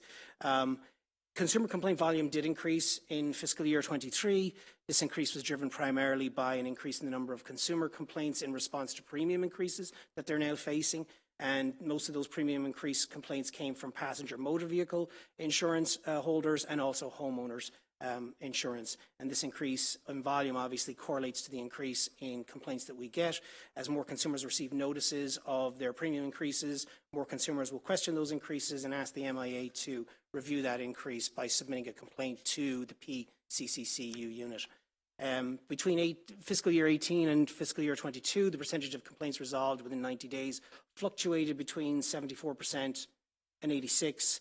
As of 23, that rate fell to 48%. And so that reduction is a reflection in the overall increases that we're facing in complaints, but it's also due to the insufficiency of PINs to support those consumer complaints units, which we will address in our fiscal 25 budget.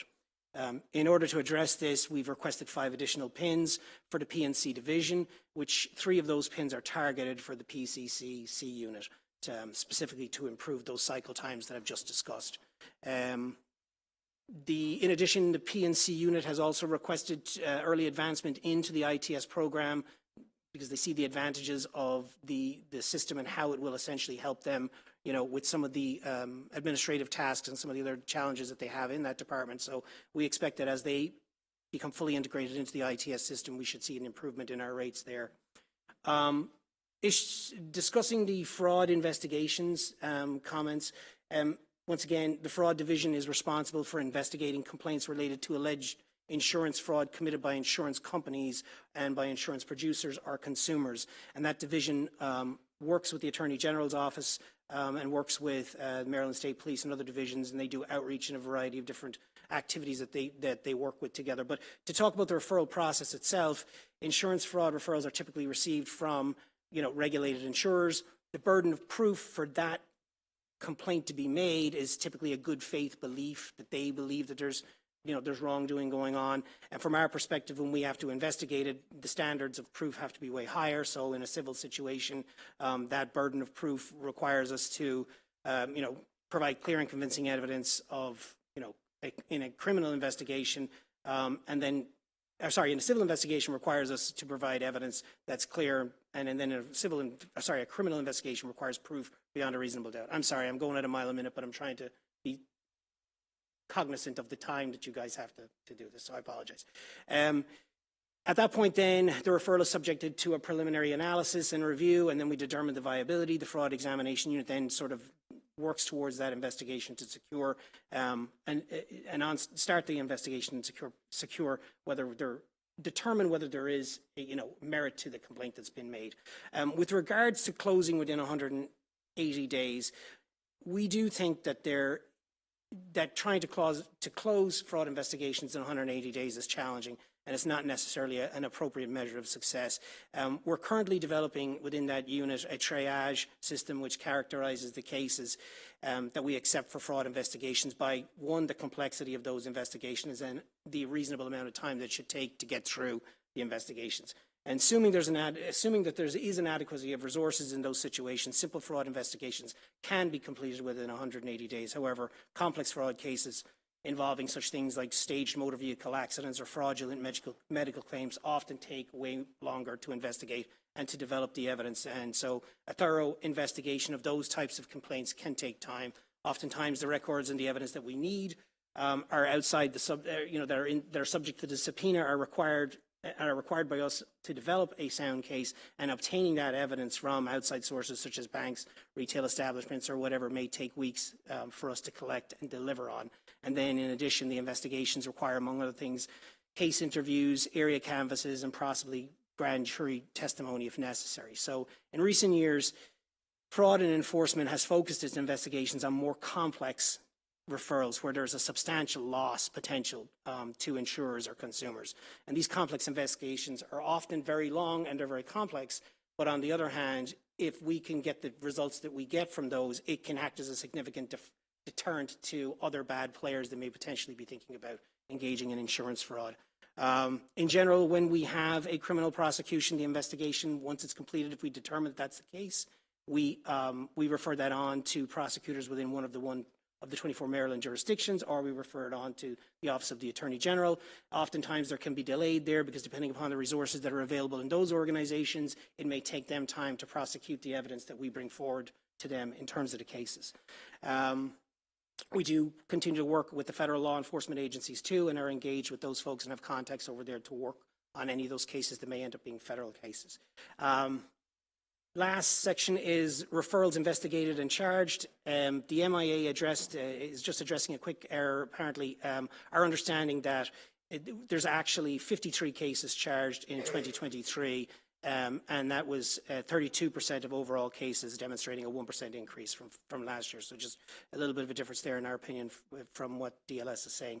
In terms of professional development for the fraud unit, once again, we're thinking about how do we provide training to help make our investigators more efficient, more effective. And so we only had one investigator in the civil fraud unit at one point in time. We have hired now 2 new investigators in the third quarter of 2022.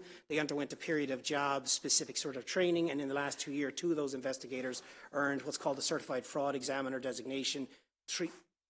Okay, Grant. I'm sorry, I'm going on. No. And I would just want, the only thing I want to say is that DLS did not make an error. We made an error. What the data that we sent them had a transposed number. So. Okay. Yeah. So we appreciate your response and the great detail that you've given us. We're going to have questions for you, and we have read all of your response too, so you should feel comfortable that we came here very prepared. So I see Delegate Mangione has some questions for you. Thank you, Madam Chair. Thank you for the very impressive, you did go through it pretty quick. I want to ask you about the ITS project and get an idea here. It started in 2019, now it's 2024. We're just kind of getting first this phase 1. Notwithstanding, of course, the default, going on 4 years, how long did you anticipate it would have taken to finish this from the get-go here, now that we're almost 4 years into the project? So if the contractor so there was a delay because of COVID, frankly. The project was, the RFP work on the project began in 2019, and the RFP actually went out in 2021, early 2021. So going through that process, it was formally, vendor was selected in October of 2021 and gone through the Board of Public Works. We had our first kickoff meeting in November of 2021. The vendor essentially defaulted in December. They conducted one examination and said, your bid documents were completely wrong, the scope was completely off, and we were not able, our MIS department was not able to work with them. As a result, they preferred to walk away from the project. We declared the default in March of 2022. We went to DO-IT to get better assistance with the scope of work. We worked with DO-IT throughout 2022. In the fall of 2022, DO-IT recommended that we do a bid process under their one-stop agreement. We did that. Bids came back in early 2023. We shared that with the committee last year. We were astounded that we got exactly 2 bids, one of which was $10 million, one of which was $20 million. They made no sense. So we worked with DO-IT again and with DGS. They canceled that bid, and instead we went under the state's master contract with Carasoft for the Salesforce. Since we took that approach, which we began in April of 2023, we have moved lickety-split through the process. So I would say to you, sir, that we probably would have anticipated maybe a year-long build under the original ITS had we stuck with another Microsoft-driven proprietary limited system.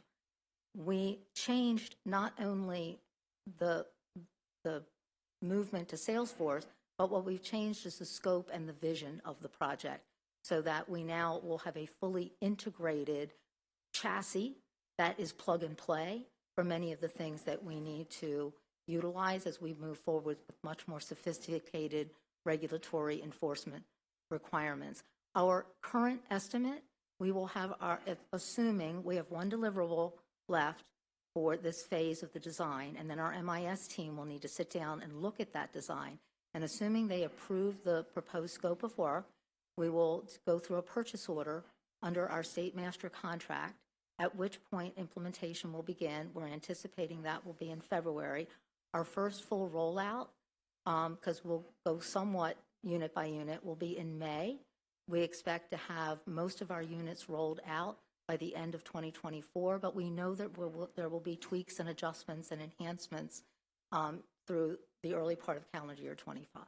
So hopefully that gives you a sense of the time. Yeah, you answered probably a handful of my questions with that one answer, but I guess I'll go back for a second with back to the contractor, so MERP Systems. Yes. Now, is it normal, well, when you default, you said they hadn't completed any work, so we weren't on the hook for any, great, that's good. I hate to have seen the work go awash, so that never happened. Not the only expense that was incurred were the purchase of a handful of additional Microsoft licenses that have been repurposed. Yeah, you would use those anyway. Correct. Okay, and then when it comes to DO-IT and their requested quotes from One Stop, you had mentioned there were $10 million in difference. And I don't know if this is a question for you or for those who are the system or the portal where we get these state contract bids, but if there's a $10 million offer, or $10 million more in the offer than the only other one, and both of them exceeded what you thought, and you have experts that work for you, is that normal, number one? And is that a conversation we should have with the people that are in charge of how do we work on these bids and make sure the state's not being gouged by potential contractors? So the MIA doesn't have large contracts like this very often, so I don't think that we have a lot of history to see what people's experience have been under the one-stop contracts. I can tell you that, you know, our MIS team looked at those differences. They could not discern why. They were very quick in conversation with DO-IT. They canceled it. In the meantime, we had identified the state master contract. which at that point only allowed for those preliminary services, which was our blueprint work. But that contract was renewed with additional services, and that's what we're moving under now. I will tell you that the other, I think, improvement here was that having gone through 2 difficult procurement processes, I think wisely our MIS team recommended that we break this down into phases so that there was really alignment and precision when we got to the implementation pricing. No more surprises about what that scope of work needed to be. Well, I had one more question, but you already addressed it in the first answer, so thank you for clarifying those. I appreciate it. Thank you, Delegate Mangione, and we have Delegate Ruff. Thank you, Madam Chair, and good afternoon to you both. Thank you very much for being here with us. I'm going to start. I have a couple of questions as well. I think we all were a little bit taken aback by the large number of new employees that you all are looking to procure in 25. And so I wanted to know, is there, can you kind of talk a little bit more about the struggle to recruit, executive level positions and also to retain executive level positions? And is there any, underlying rationale or not rationale, but underlying reasons why this is occurring? Sure, let me start with that. So we're talking about a large number of percentage, but a relatively small number of people. Understood. And the reason for that is because the insurance commissioner's term ends on May 31st after the new governor is appointed.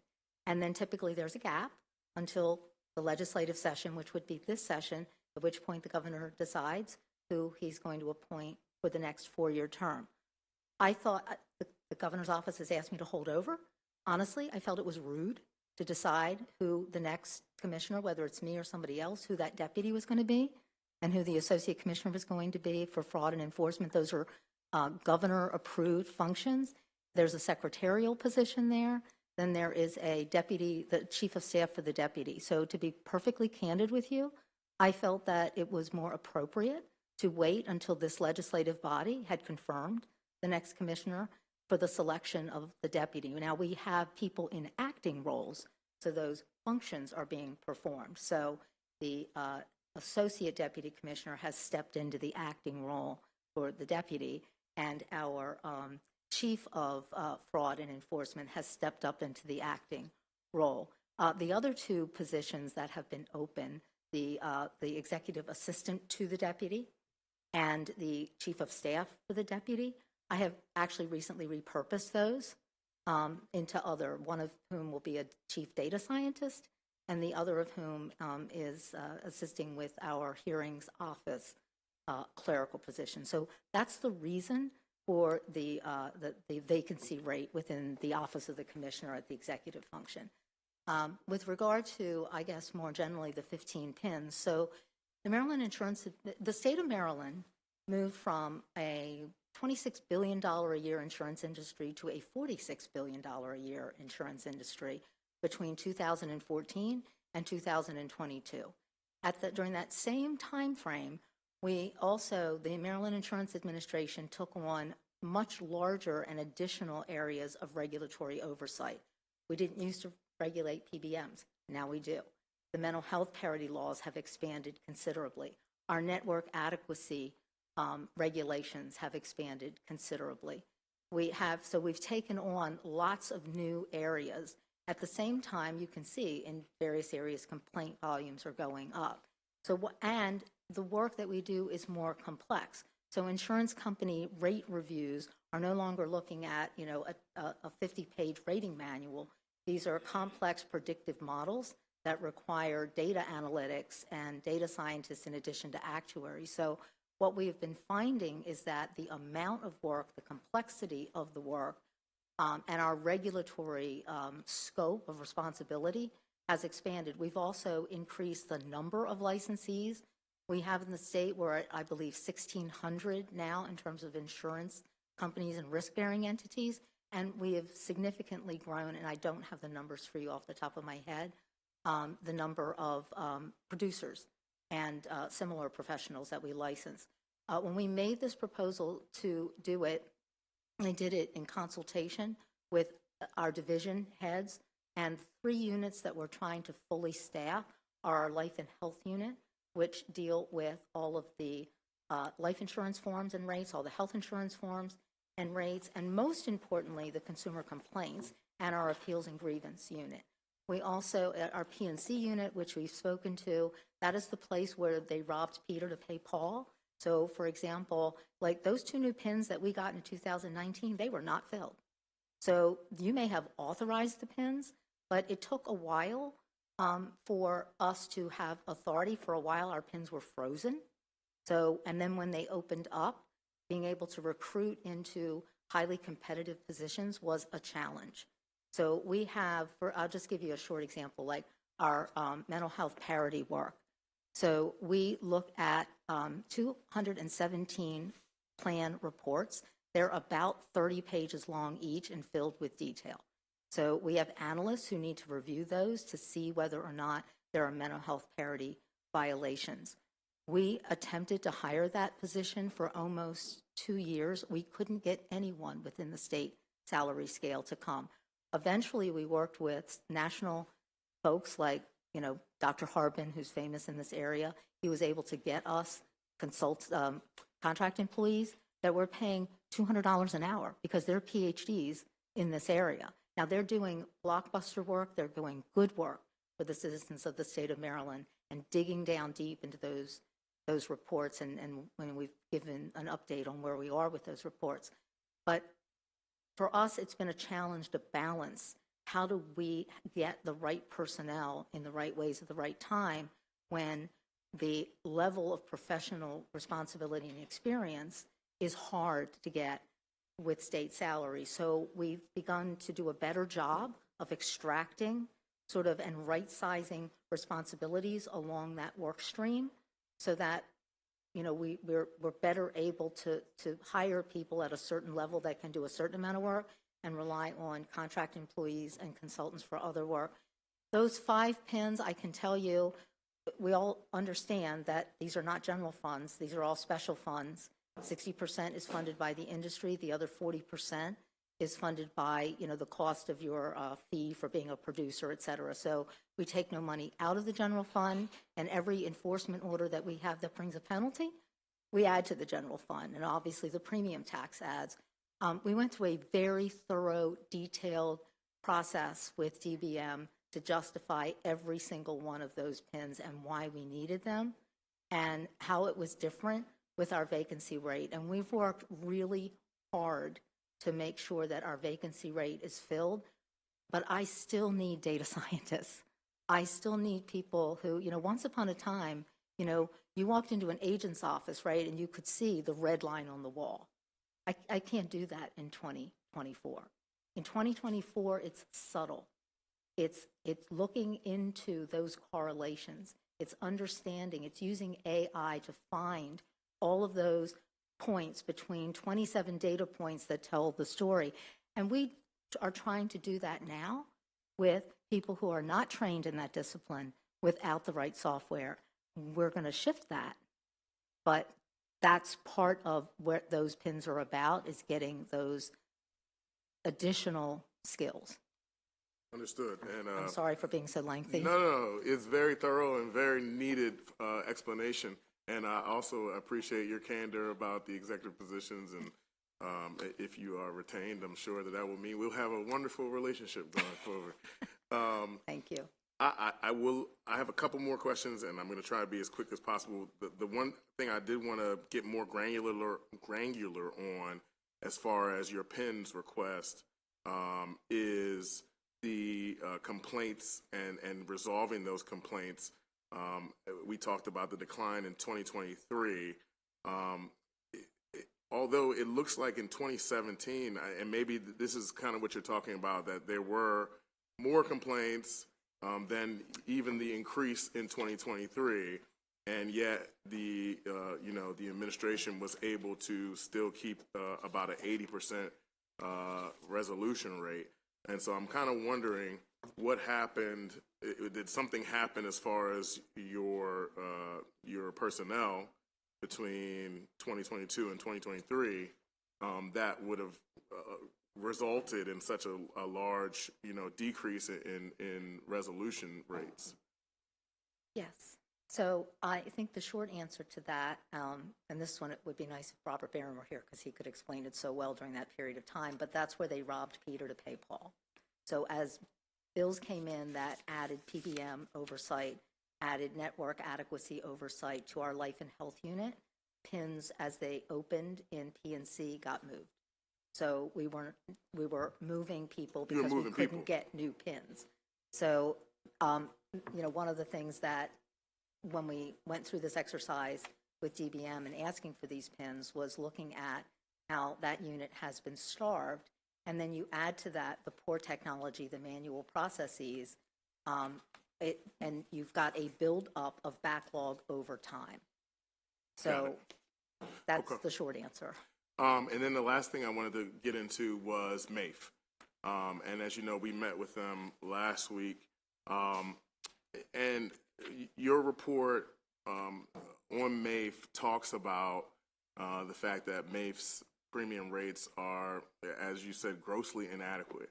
And so what we're trying to figure out is it the administration's position that this is a problem that MAIF needs to solve, and that the executive director is the one who needs to augment the matrix, the analysis on how to generate these premiums? Or is it with you as a commissioner under the insurance laws, after having made this determination that their premiums are inadequate, taking action, calling for a hearing, and figuring out how to more pointedly target rate increases that will not inequitably affect Baltimore City residents? So I thank you for that question, and I think the answer is that it's both. I think it is incumbent upon MAIF to look critically at the actuarially indicated rates and to select rates that come even close to what those indicated rates are, and they need to build toward rate adequacy. It is also incumbent upon my unit, and this is what we are doing with their most recent rate filing, is to do the deep dive into not just the rates that they submit to us as the appropriate indicated rates, which are typically appropriate. They submit indications. They just don't take the indications. And so we're doing a very, very deep dive with them this time, including bringing in an external actuary. And then we need to have a serious discussion. I am not interested in shocking the MAIF population, right? Including the part, and it's a part, it's not the whole, but the part that is Baltimore City. And I want to have a constructive conversation about how we look at the cost of auto insurance. I think that what we've seen with MAIF is that they've chosen a somewhat arbitrary, for the insurance world, cap on how they want to see premium increase across certain zip codes based on a federal report of what percentage a household should pay for auto insurance that is imposed on nobody else. So only people who have poor driving records who are in MAIF get the benefit of any of that. And you get the benefit of that whether you actually need assistance or not. So I think that we have an opportunity, MAIF and the Insurance Administration and you as policymakers, to have an open, transparent conversation about how do we address affordability. One of the things we noted in our report was there are 17 states that allow people to, not just people with bad driving records, but people to go into the pool if you can't find affordable insurance elsewhere. And that's an important thing, right? Because the difference between MAIF and other insurance companies is that MAIF doesn't credit score. So you can have somebody with a good driving record who's a relatively new driver, changes companies, and they're going to get a big bump because maybe they don't have a great credit score. But MAIF may be less expensive. So I think we can have good, constructive conversations about how to get MAIF closer to adequacy so that the entire state isn't subsidizing this small 1% pool of Marylanders, while also looking at, is that the right device for policy costs? And if it is, what's the right way to do that? So I welcome the opportunity to have that conversation with you. Understood, but I think we are also concerned that there's a bit of an urgency considering that this potential assessment on the private market is looming over all of our heads. Yeah. And so isn't it that at the end of the day, you as a commissioner are where the buck stops as far as having an inadequate rate out there with, especially, MAIF. And is there a way that you can see a solution towards this inadequacy that would be more quick or would happen more quickly than having a study and having a sit down? So I can certainly break rank from what the administration has done historically, including my predecessor, who is now the executive director of MAIF, and we are breaking rank by doing a much deeper dive into their rate selections. And so we are in the midst of that. They have a moderate increase that they requested as of February 1st. We're using that as the opportunity to do that deep dive. And one of the options in that deep dive is to say your rates are wholly inadequate and you need to present new rates. So those options are on the table. And I'll be candid with you. I don't, short of an investment of money from some other general fund source, I think we're likely going to see an assessment for the first time since 1989 for MAIF. The issue is whether we can contain it at 1 year by bringing rate adequacy to the way that, and assuring that the way that MAIF sets its rates and tries to achieve what it considers to be affordability, that is not an arbitrary and capricious methodology. And just last thing, is there a model that you have in mind or are aware of that would be more pointed than the zip code regional model that MAIF is using, potentially bringing in credit scores, potentially measuring the affordability rate off of the private market? Is there a way for us to get more pointed in determining, how to make sure that the folks that most need the lower rates get it, and that the folks that don't need it are either not in the program or are having a rate that will subsidize the rest of the program? So I think that's a conversation that is two parts. The first part is looking at whether or not it is the will of the General Assembly to allow affordability to become a direct factor as eligibility, like Connecticut and 17 other states have done. Right now, it's supposed to be based on your inability to get insurance, not the cost of that insurance. So that's a tweak that you can make through legislation that will make it direct, right? And then the second thing is I need to rely on my actuaries and have conversations with MAIF about what's the better way to do this if MAIF is going to be the vehicle through which to do this. There is not a model because there are no other residual market mechanisms that do it this way. There are some states like Rhode Island that do a direct subsidy out of public funds because they assess every driver and collect that money and put it into the residual market mechanism. And there are 17 states that say whatever those rates are, if they're less than the private market, you can buy it here. Those are the two approaches that other states have taken. No private insurer tries to look at affordability in this kind of way. They look at their indicated rates and they make a selection based on what they think. They don't want to shock the market. They don't want to go up so much that they lose people, or they'll drop down a little bit because they want to attract certain types of business. But what MAIF is doing is different than any other approach. And that's what we're trying to work through with our actuaries right now is that actually a proper approach from an actuarial standpoint? If not, what is a better approach? Thank you. I would like to follow up on Delegate Ruff's comments just to sort of get on the same page here. So we know that or we've been told that rates, according to Maryland law, insurance rates for automobiles cannot be excessive, cannot be inadequate, and cannot be unfairly discriminatory. Do you agree with that? That is the law, yes. Okay. We also know from our research that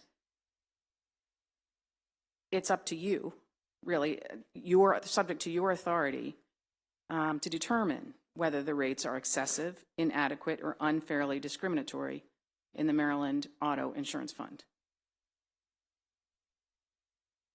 We also see in the law that only you have the ability to consider any rating principles under the article that establishes MAIF, the mission of MAIF.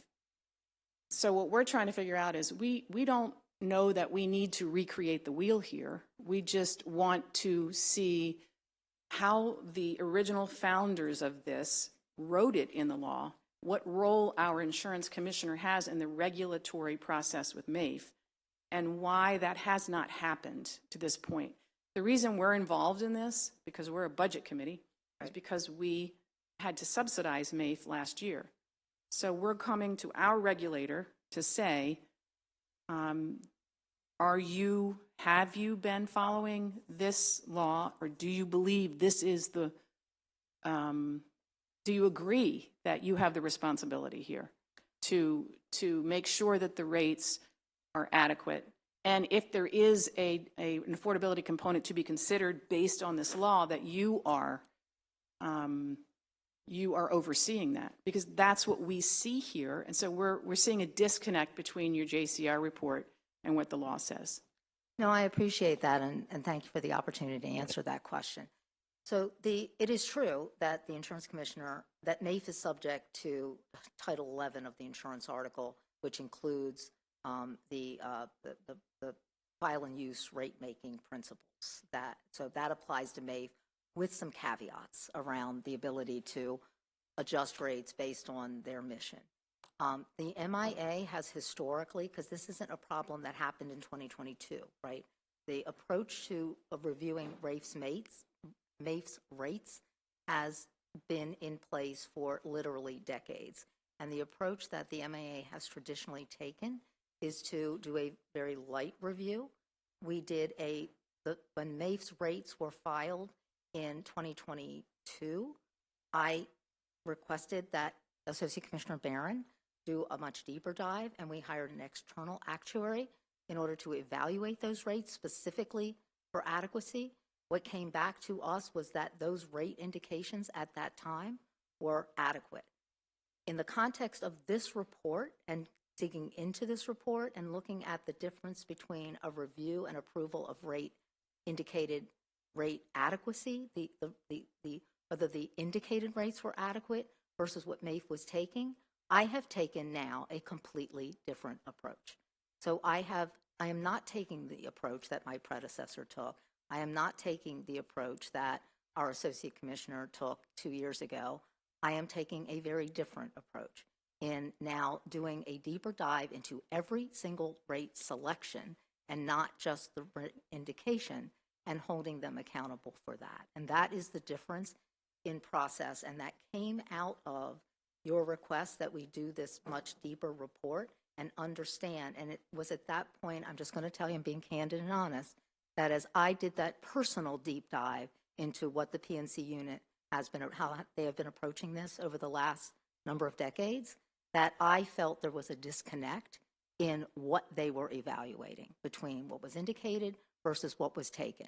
And so the reason that we have a different process this year for this rate filing is because we are doing that deeper dive into what they're selecting as opposed to what we had previously been approving as the rate range.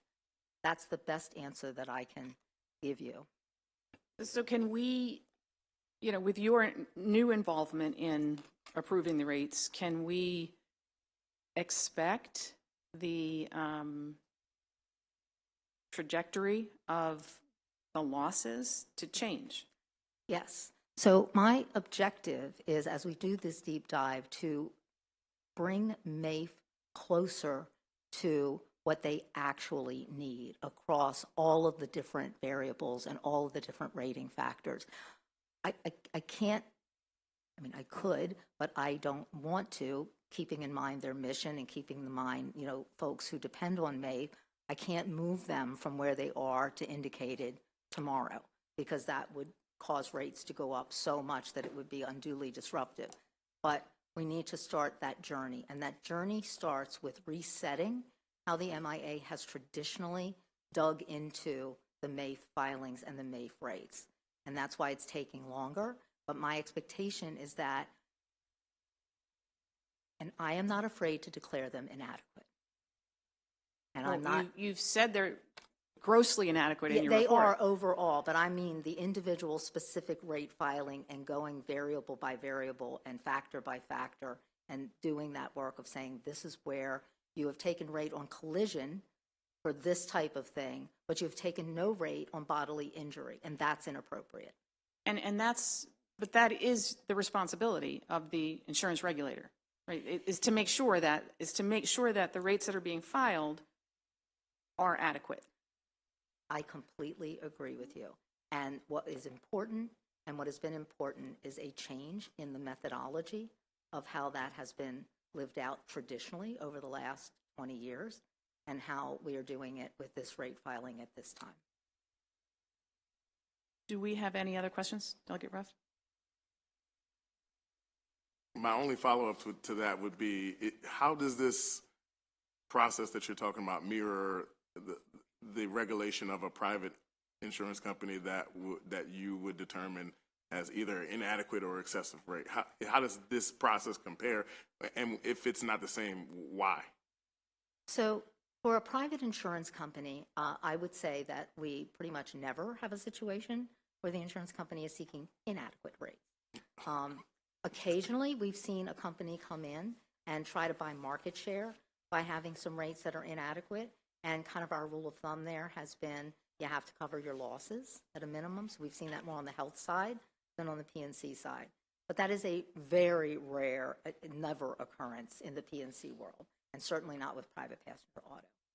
On the excessive side, I can think that a rate is excessive, but I cannot disapprove that rate under Maryland law if I think it's excessive, unless I've also determined through a public hearing that there is an absence of competition in that space. So if you have insurance companies that are making rate filings, and I think they're asking for too much profit, I think they should be taking 9% instead of 12%, then I would have to hold a hearing to determine that there is inadequate competition among auto insurers. And if I find that, which I think would be difficult to find in the state of Maryland, then I can say that that particular rate is excessive. And that's the current file and use competitive rating plan model that we have in Maryland. Thank you. Members, do we have any other questions for the insurance commissioner? Okay, we appreciate you being here. Thank you for the very extensive, comprehensive response. And thank you to the audience for your patience. We are moving on to the Maryland Motor Vehicle Administration. And we have Ms. Cook here, who's going to give us a quick overview of the legislative analysis. And we'll go ahead and invite up Christine Neiser to take her place there for her agency response.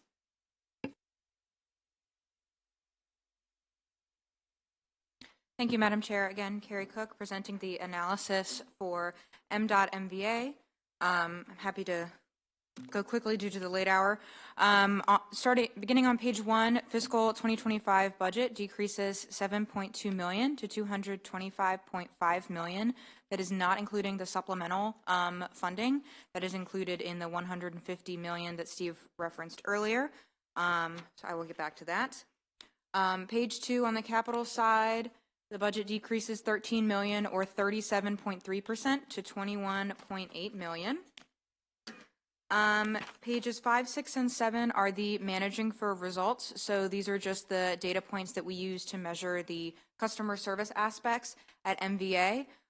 So alternative service delivery transactions are those transactions where folks can do it without going into the office, so the online and the kiosks. So MVA is continuing to move in the right direction there. Page 6, Exhibit 2 is the cost per MVA transaction, and that has continued to go down in fiscal 2022 to 2023. And then Exhibit 3 on page 7 is the average wait times once the customer gets to the office, and then the average total visit time. Again, moving in the right direction, going down. And then the new measure, which is that orange reddish line, is the percent of customers with a wait time under 10 minutes. So in fiscal 2023, we're at 73% under 10 minutes, which is great. And they are projecting that that is going to, in year to date, 2024, that has gone up to 85%. So definitely moving in the right direction there. Moving on to the spending for fiscal 2025, Exhibit 4 on page 8 is just the share of all their programs here. So as usual, the plurality of spending is in the driver and vehicle services section. So this is the branch offices. And again, the supplemental funding is going to support that section and avoid the branch closures, which I will speak about in just a moment. Exhibit 5 on page 9 is the proposed budget change chart.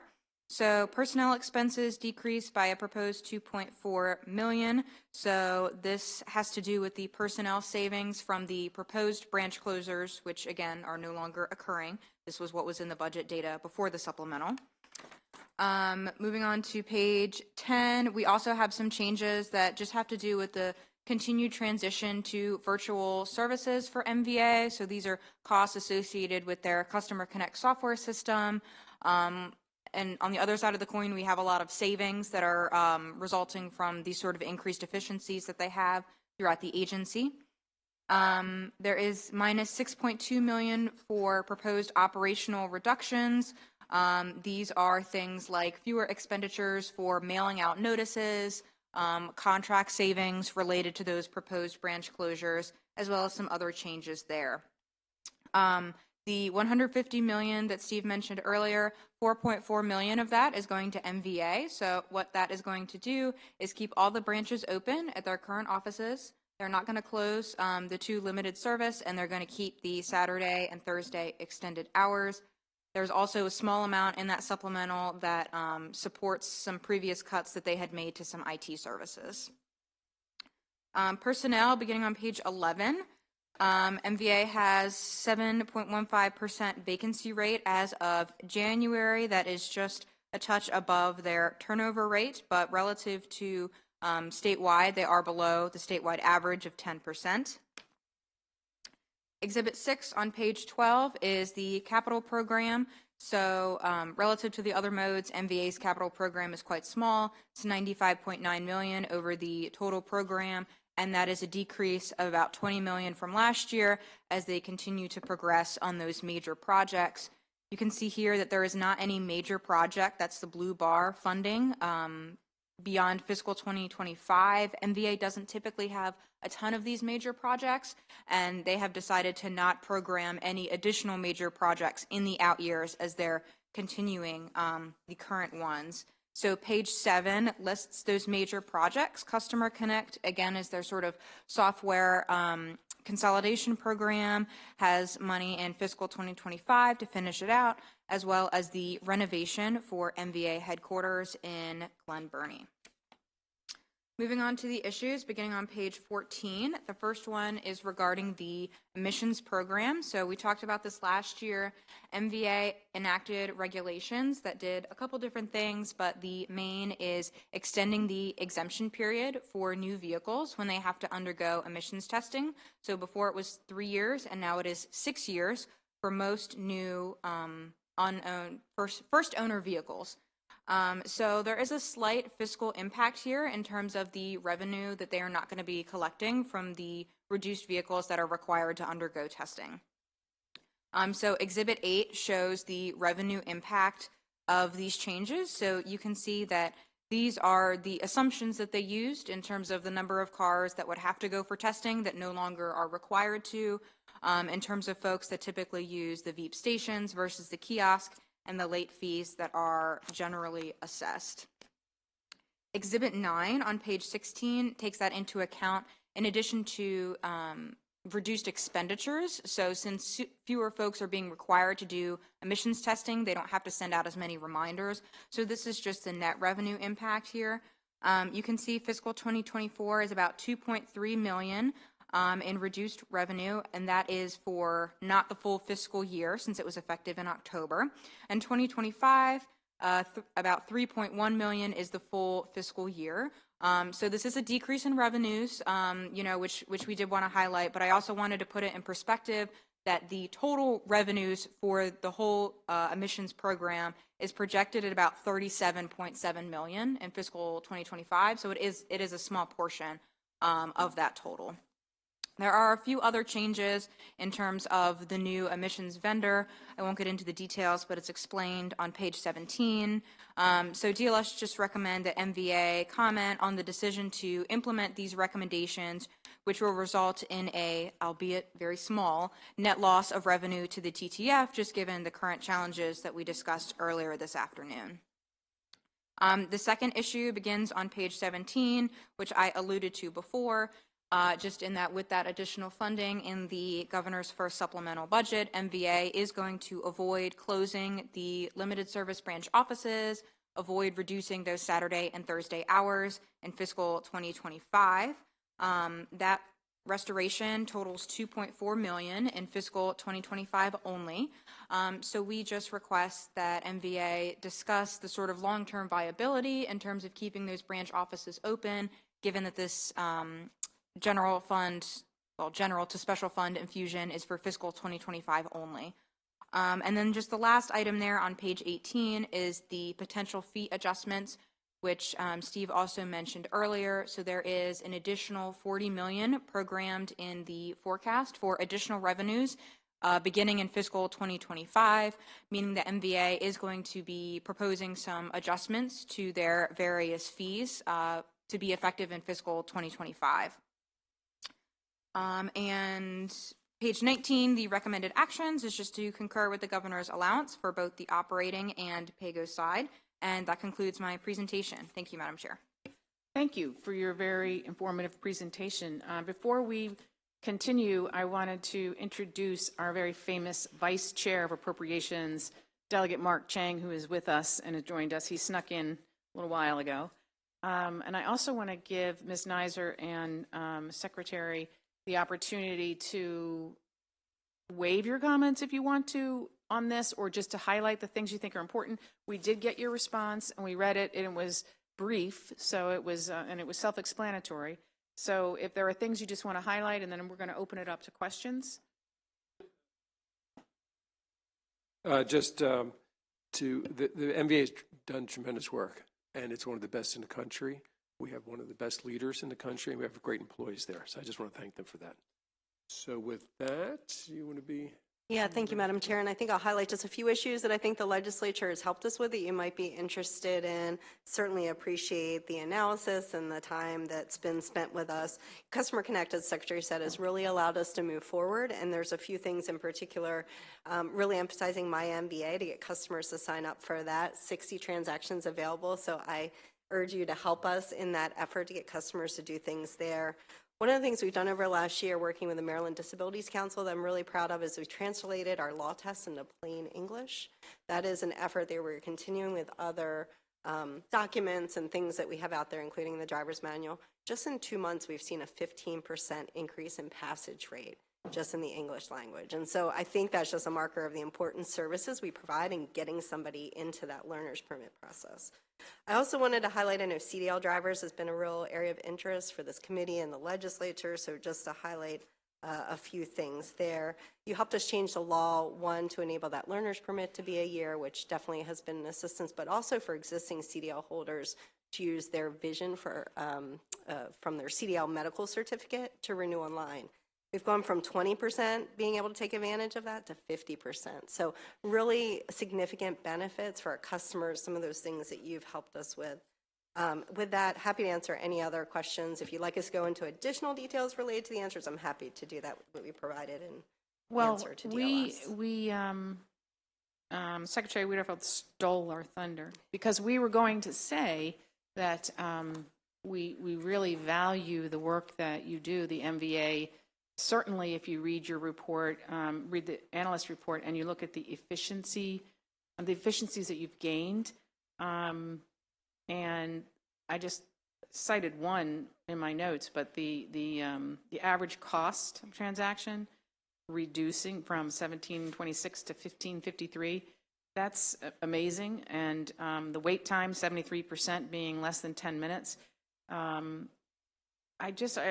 read your report and I thought to myself, the days of spending half a day at MVA are over, and for the most part. We know there's always exceptions, but we recognize that this has really been some hard work on your part, and we appreciate all of that. You mentioned, and I'm going to turn it over to questions in a second, but you mentioned, did you say my MVA? My MVA Okay. account. So we all communicate with our constituents. If there's something, and you may have sent it already, resend it to us, because we can send that out in our weekly newsletters to the constituents out there. That's a great thing that they can do 60 different transactions online. And just look up information as well. So if you just have a question about when's your vehicle emissions test due or any of those really good issues. work there. Just we know that you do a great job, and we appreciate you, and we agree with the Secretary 100%. So we have questions here from Delegate Edelson. Thank you, Madam Chair. Great to see you both. Thank you so much for the incredible work that you've done. Two questions for you. One is, it's my understanding that there was recently some kind of a power or software outage at the main headquarters in Glen Burnie. I don't know if that's associated with the renovations that you're doing, but didn't know if you had any details for us on that, if that was just a one-off thing or any information on that. Yes, we occasionally have power issues. We do have backup supply to our main headquarters, and so that does cover our branch operations as well as our IT room, which also contains other resources for the entire department. But we obviously are in close contact with BG&E when that happens because the generator is going to only last so long. We did have an issue where the main supply was impacted in the backup generators. And so we've done some analysis of what additional infrastructure needs to be in place to ensure, one, it doesn't happen, but if it does happen, that we're ready to respond. So definitely an issue that we have to continue to look at, certainly not directly related to the construction activity that's happening, but in context of modernizing a facility, something that we need to evaluate. Got it. The other question I have is on a completely separate subject, which is the Highway Safety Office. In 2019, the legislature passed Vision Zero, the goal being to get fatal crashes on our roads to zero by 2030. And as we all know, unfortunately, we're moving in the wrong direction. So I know that MVA participated in the work zone safety work group that the governor stood up.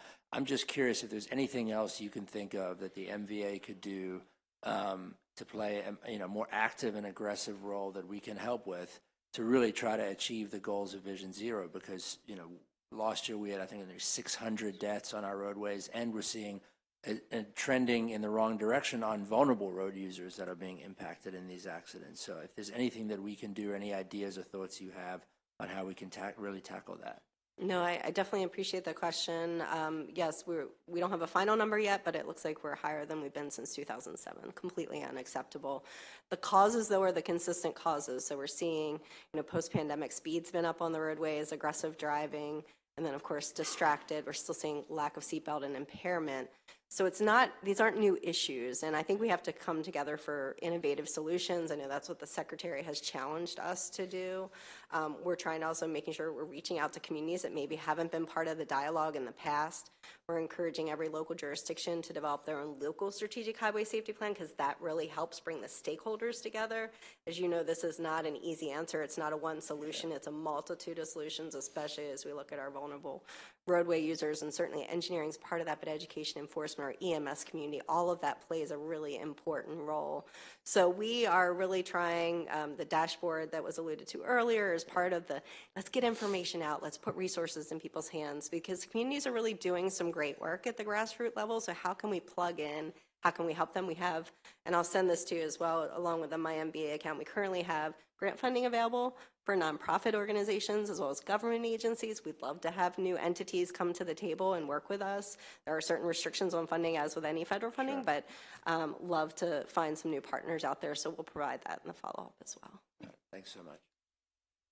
One of the things that was in the report was the emissions testing change, and I think that's really something that is not that well known. The fact that you're suffering a loss of income because the state chose to change the amount of time that you have to go back to get your car emissions tested. So it used to be every 3 years, but now if your car is 2019 and newer, you don't have to go for 6 years. That's a huge plus for our consumers out there, and I think it's something we need to continue to talk about because that's good news. But on the bad news side, $40 million you are going to raise through increased fees. Is that right?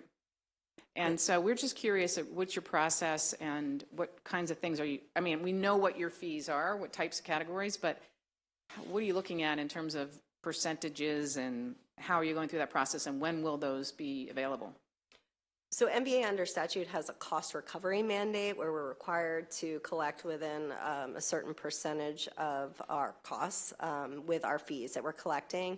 Those are all increased through a regulatory process. So that'll be a public input process before the legislature. Currently, I know we're in the hold period for regulations, which is why you haven't seen anything yet. We'll certainly keep you in the loop as those move forward. We certainly looked at when fees had been increased. We found that, frankly, some of those fees had not been increased since 1999. It just, things have not kept up with inflation and other costs that are there. We certainly looked at it from a standpoint of the critical services that we provide and trying not to impact our customers in a way that precluded them from obtaining those necessary services. So we definitely tried to look at it through that lens, and happy to, as we approach that period, to share additional information. Okay, so just to recap, you have to have it within a certain reasonable range based on cost. The next step for that would be that you come up with a proposal and you bring it to the legislature? Exactly. It goes through the regulatory ALR, will be submitted before. So you plan to do that roughly around? I think it's February 17th. Yeah, they have a blackout that we're not enabled to submit quite yet. So you will be submitting sometimes in the next 30 days. Yeah. Okay. Good to know. Do you handle the uninsured motorist fee? I mean, do you set that rate? We do not set that rate. There is a distribution that we make from the fines that are collected. That is set in statute as well, and we transfer that. Appreciate the information you sent so quickly, and it's exactly what we needed. But so that is set in statute. So that is something that we have to change. That's right. Okay. Any other questions? Okay. And I just want to add one thing. You thanked me, and I appreciate that. But really, as the Secretary said, our employees came up with so many of these great ideas. Yeah. It's really their hard work and their accomplishments. We know, and we appreciate them. Yeah, we appreciate them too. Thank you. All right. Thanks so much. Next, we have the Maryland Energy Administration, and this is our final agency of the day. And we have Samuel Quist here to give us a little bit of a rundown on the agency analysis. The legislative analysis.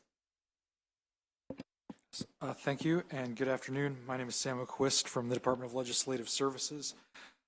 The report, beginning on page 1, the first chart shows the fiscal 2025 allowance for the Maryland Energy Administration totals $200 million, which is an increase of about $29.5 million or 17.3% from the fiscal 2024 working appropriation.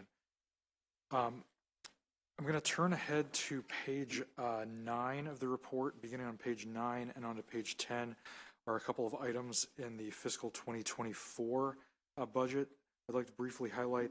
The first is that a budget amendment was recently processed allocating $180,000 to the executive department to fund the state's new chief resiliency officer in fiscal 2025. This position will be funded directly in the governor's office using CEF funds. On page 10, the analysis asks MEA to briefly comment on the status of $9.25 million in C funds sourced from the Maryland Gas Expansion Fund, which in the budget bill in FY24 were directed to be used for repairs to existing natural gas infrastructure in the Washington Gas Service Territory. The analysis asks MEA to briefly comment on any specific uses of those during the current fiscal year, as well as planned uses of funding in future fiscal years. There are no funds budgeted in FY25 from this source. However, there is estimated to be about $1.6 million in funding available in future years. Lastly, under FY24, there is a total of $3.1 million in deficiency appropriations included in the budget. These include funding from both the Maryland Offshore Wind Business Development Fund as well as federal funds from the State Energy Program, including funding to convert 3 contractual positions to regular positions. Exhibit 5 on page 11 shows an overview of agency spending for fiscal 2025. As you can see, the majority of the budget, around 81%, is supporting renewable and clean energy programs and initiatives. Within this category, there's approximately $100 million worth of solar energy-related programming. This category of the budget also includes approximately $13.3 million for transportation programs, including funding for the Electric Vehicle Supply Equipment Rebate Program, as well as $10 million in mandated funding for the medium-duty and heavy-duty zero-emission grant program. In the budget, energy efficiency programs, including the low and moderate income and all other sectors, total approximately $25.1 million. The remaining $13.1 million of the budget supports the agency's personnel, administrative, operating expenses, as well as the Jane E. Lawton Conservation Loan Program.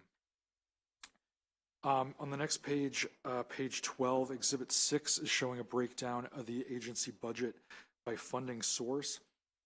As you can see here, approximately 51% of the budget in FY25 is sourced from CEF funds sourced from alternative compliance payments made under the state's Renewable Portfolio Standard Program.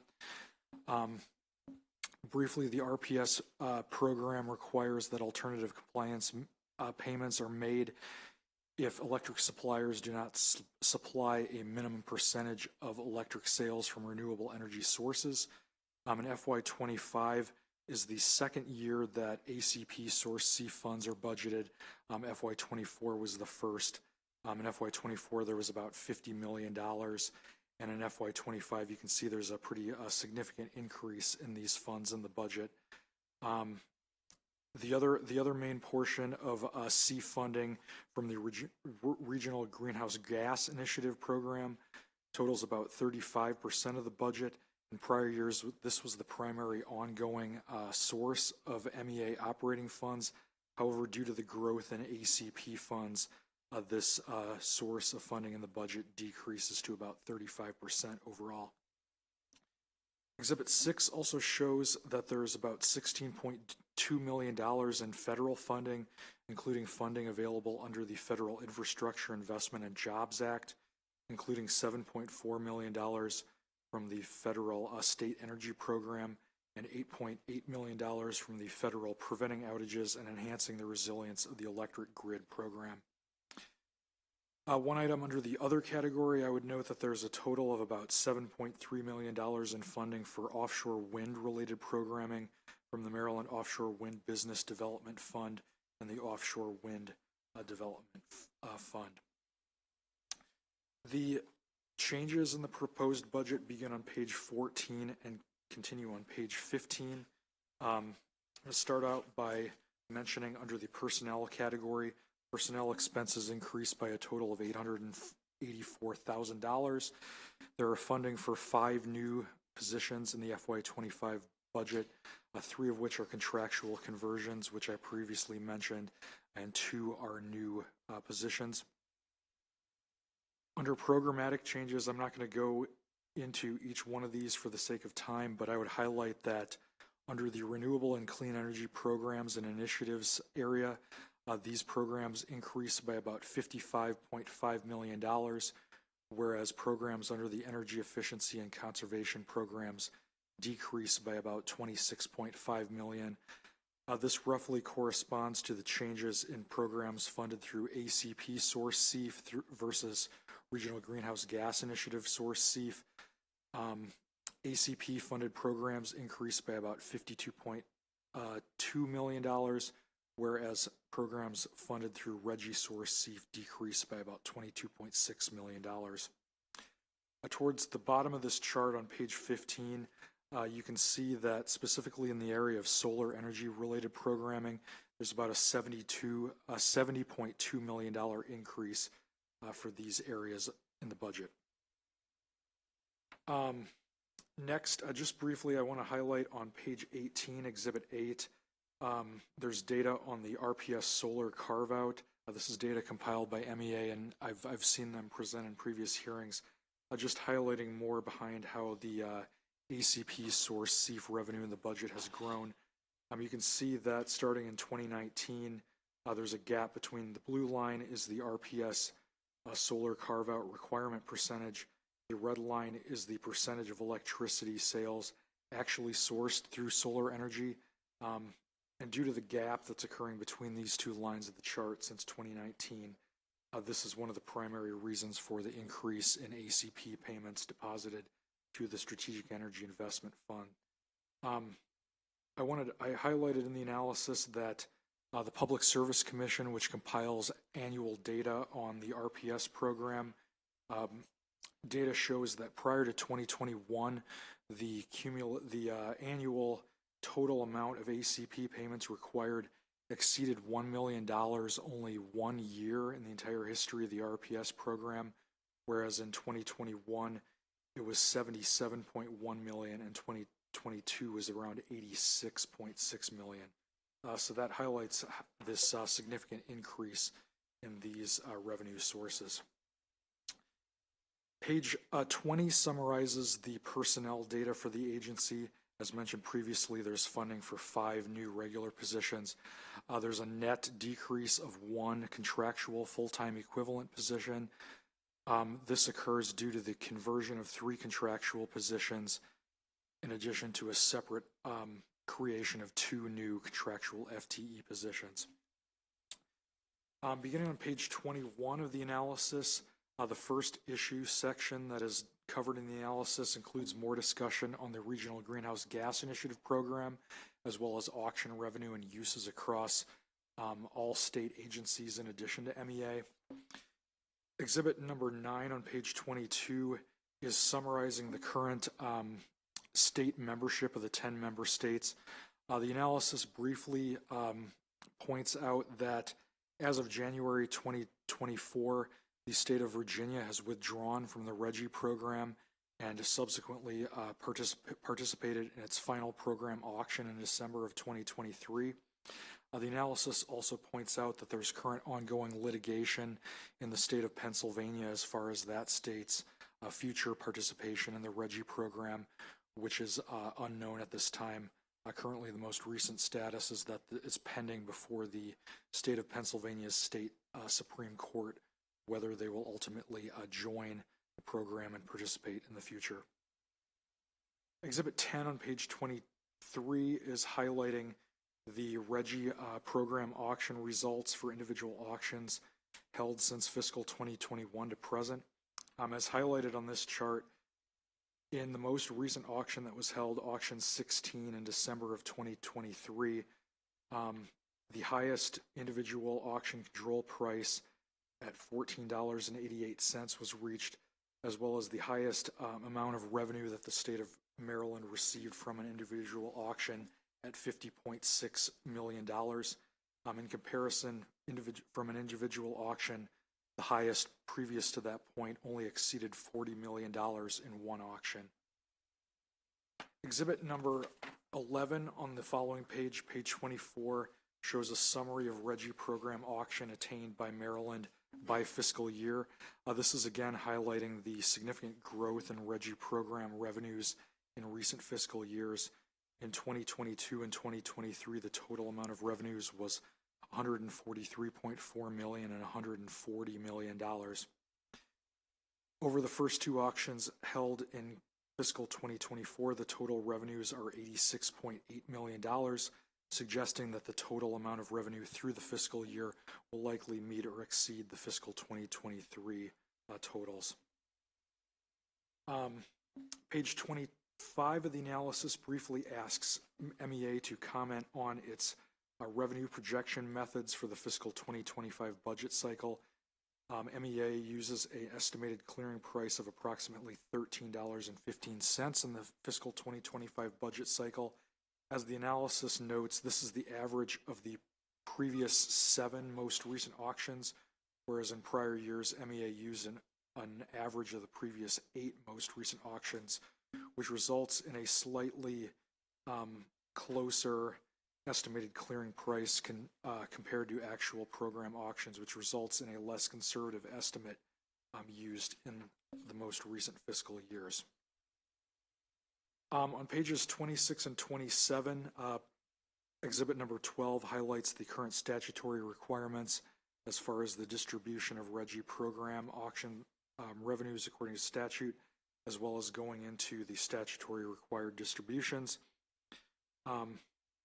Just highlight that statute requires that $2.1 million is transferred to pay for the operating expenses of the Maryland Clean Energy Center and the Maryland Energy Innovation Institute, as well as $8.25 million that's required to be transferred to the Transportation Trust Fund to reimburse revenue under the Zero Emission Vehicle Tax Credit Program. Exhibit 13 on page 28 is highlighting the transfers of CEF funds to other state agencies. Outside of MEA, the largest recipient is the Department of Human Services, which receives approximately $94.1 million in FY25 for energy assistance programs.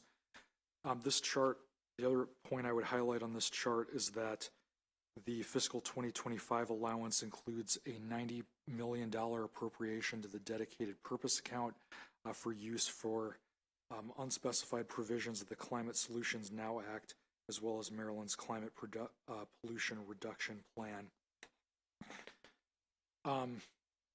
Exhibit 14 on pages 29 and 30 give a summary of the most recent fund balance estimates for the Strategic Energy Investment Fund.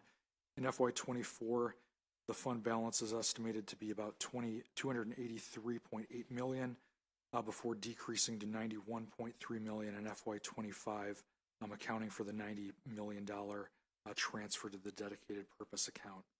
The analysis briefly asks MEA to comment on the administrative subaccount within the CEF, which, as noted, increases to about $43.5 million.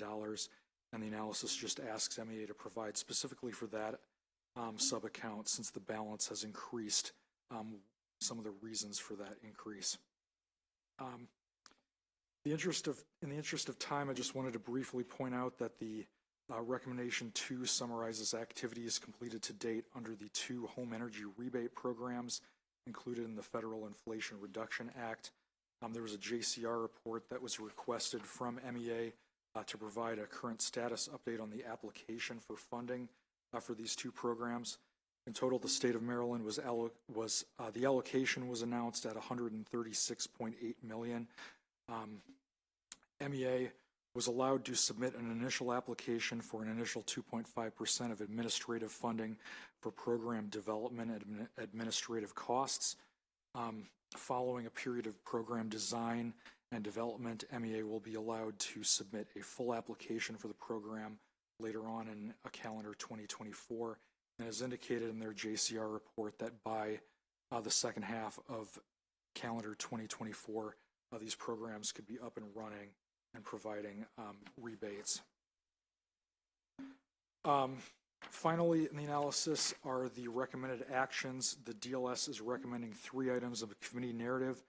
The first is annual language directing the Department of Budget and Management to provide reporting in the governor's budget books on CEF revenue assumptions, fund balance, and usage. The second recommended action is committee narrative asking MEA to submit a report on federal IIJA and IRA funding for energy-related purposes, specifically providing an update on the home energy rebate programs through the IRA. And the third recommended piece of narrative is asking MEA in collaboration with the Maryland Department of the Environment and the Department of Budget and Management to provide an update on the uses of the $90 million of CEF balance budgeted under the dedicated purpose account. That I will conclude the presentation there, and I can take any questions. Thank you. Thank you very much, Mr. Quist. A very thorough report, and we would invite the director, Mr. Pinsky, our old friend, come forward. And I'll say to you what I said to MVA, which is, don't feel you have to read your response to us. We have read your reports, and we definitely want you to highlight the things that you think are important, and then we'll open up to questions. Thank you, Madam Chairman. I'm joined by Jimmy Cobb, my Director of Finance and Administration, who knows the budget much better than myself. We're also joined by a number of other staff members who can answer questions if neither of us can do that. Let me start by thanking Mr. Quist for his comprehensive review of the budget. And let me go on the record by saying we concur with the three recommendations that were just enunciated and written in the document. What I'd like to do, Madam Chair, is just give an overview of the program. I'm not going to read this document, trust me. And then I'll try to go to the questions, which I think have rise to a level of importance. Obviously, they wouldn't be asked if not. Let me just set a little context for what we do. If MEA is a train, we're riding on two rails. One is what the legislature passed 2 years ago, the Climate Solutions Now Act, which was passed, which called for a 60% reduction by 2031. The second rail is what the governor and the administration have called for, and that's 100% clean energy by 2031, or 2030, excuse me.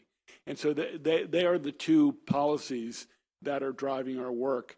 But I want to add a third, an overlay, and that is for a simplified form called Justice 40, that we want to use a lens of ensuring that the communities that have been ignored, those communities that are underserved and overburdened for however many years we go back, get their due, and they haven't for many, many years. So the feds have talked about at least 40% of investments.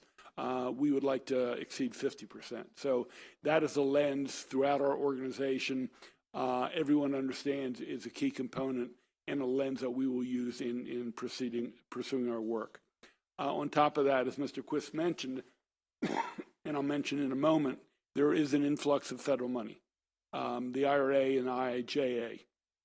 Now, the IRA money, we're unsure when that will be released. And that is formulaic. There are a number of the federal source of money are competitive grants. The home and here are formulaic, and our understanding is we will get about $136 million there and another 20 to 25 million from the IIJA and a couple of other sources, 2 million here, 1 million there. So it's 156, 159 million we'll get over the course of 4 years. When we'll actually get that, we don't know. Obviously applications will have to be completed and reviewed, but we keep hearing it's being pushed back at the federal level for whatever reason. Either they're short-staffed or they don't know how it's going to roll out. Both the REGI funds and the ACP have been growing. Let's put that on the table. Now, the auction, which happens 4 times a year, quarterly, have been going up. But I want to also add a caveat. DBM has changed the calculation of projections. In other words, it used to be you look at the average of the last 8 sales, 2 years for a year. They shifted that to the last 7 sales instead of 8. And the oldest one, the first of those 8, was fairly low. So by changing that adjustment, the number went up in terms of projection. So that's just something to put in the back of your mind. The ACP, again, I don't want to use acronyms, alternative compliance payments. If the companies cannot buy the clean energy, or it's too expensive, they can do an alternative compliance payment. And we went over the course of 15 months from having revenue of like $500,000 to over $70 million. So that sort of flew in the door fairly quickly. And it's also important to understand that there are restrictions on the ACP money, that we can't use it for administration. Now, our staff, we have 61, I think is the number.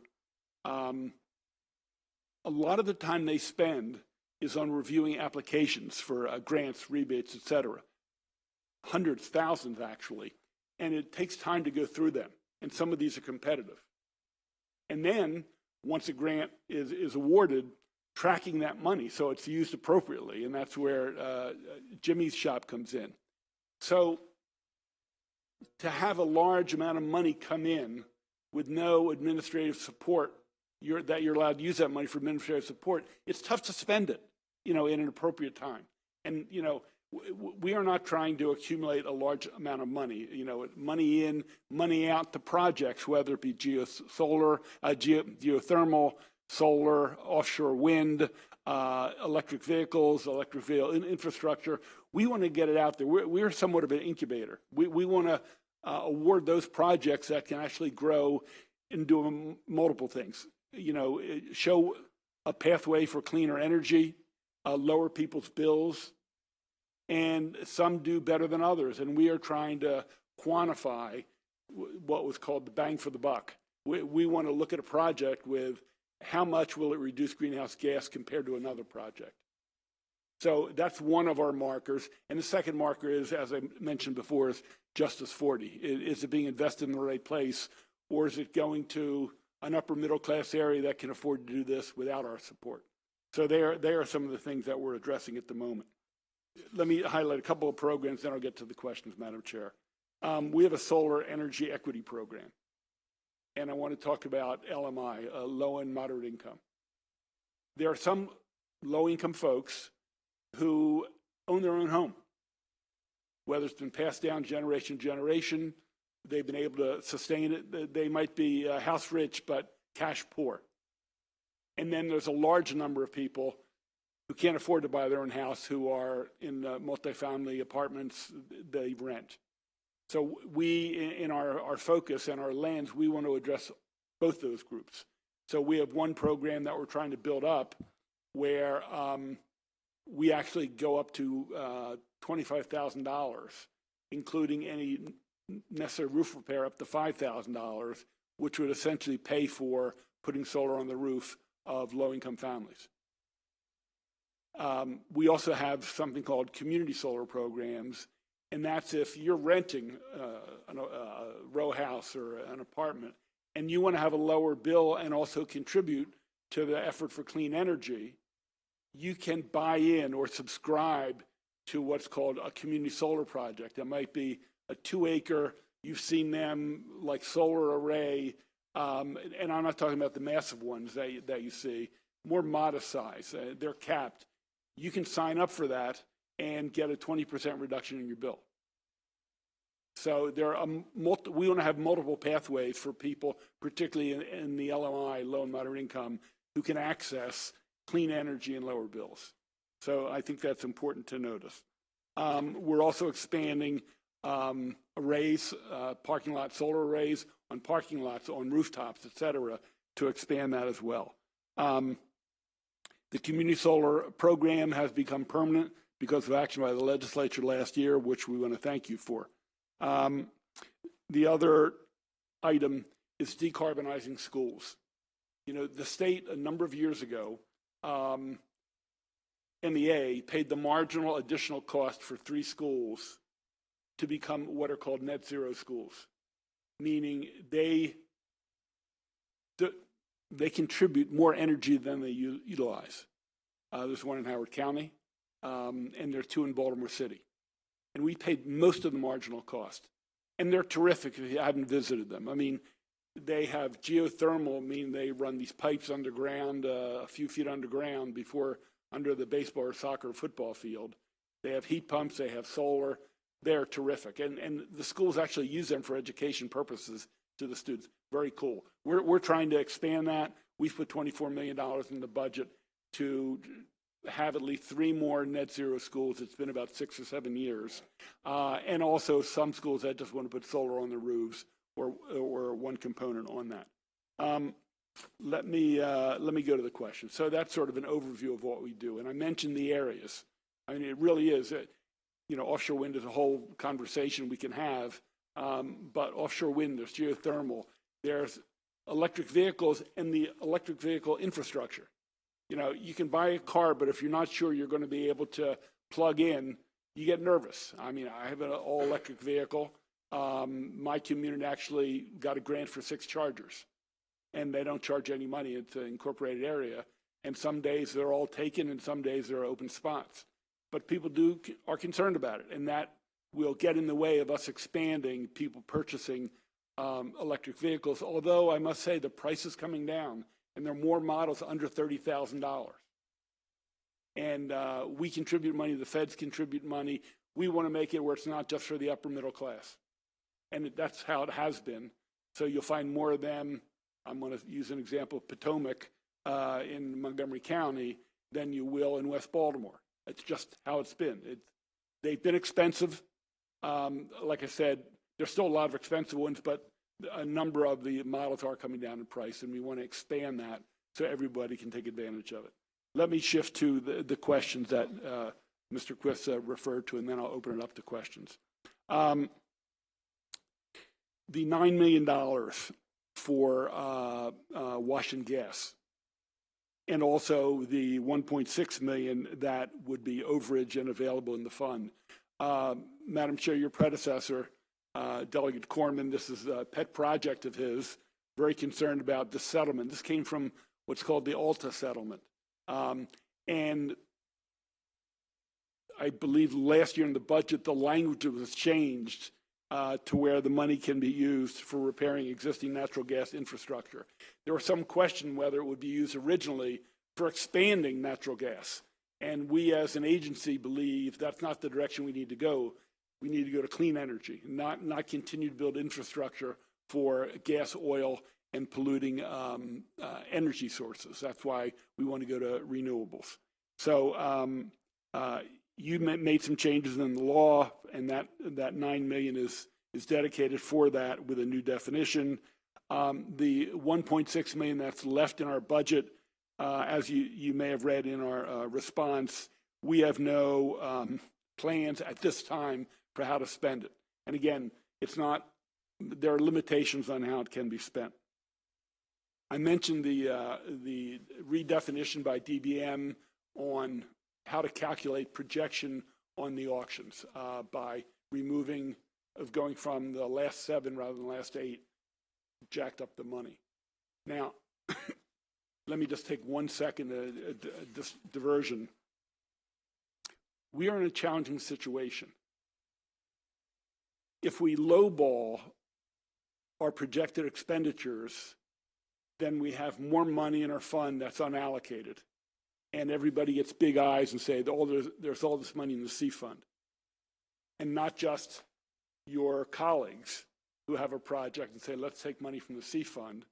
Other parts of our government see that fund. And that gets to the $90 million we'll talk about in a moment.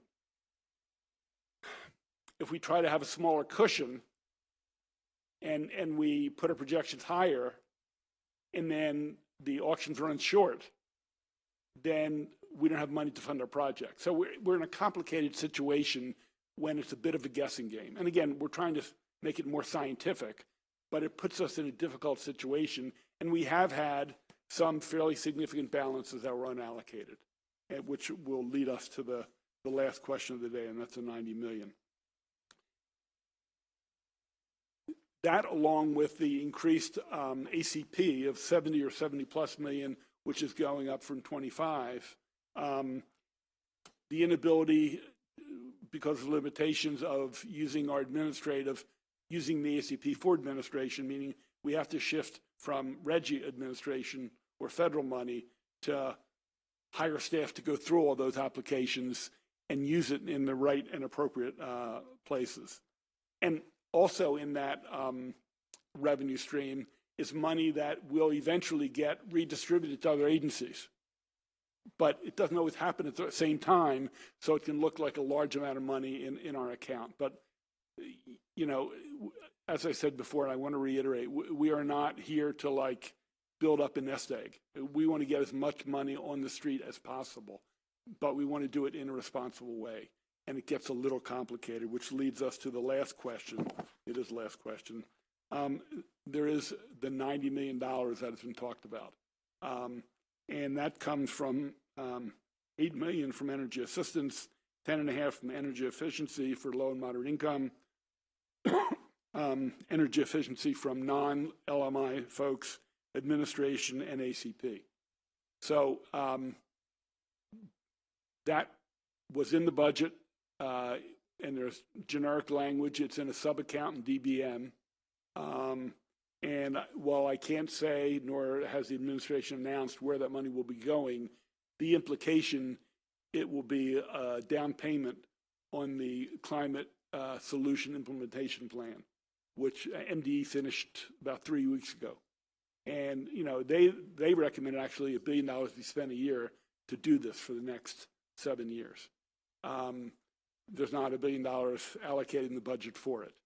So the sense from most folks is this was an effort to put some money where the report was. I was going to say money where your mouth is, but so that's the sense. Again, we're talking $90 million over what was originally proposed as $1 billion.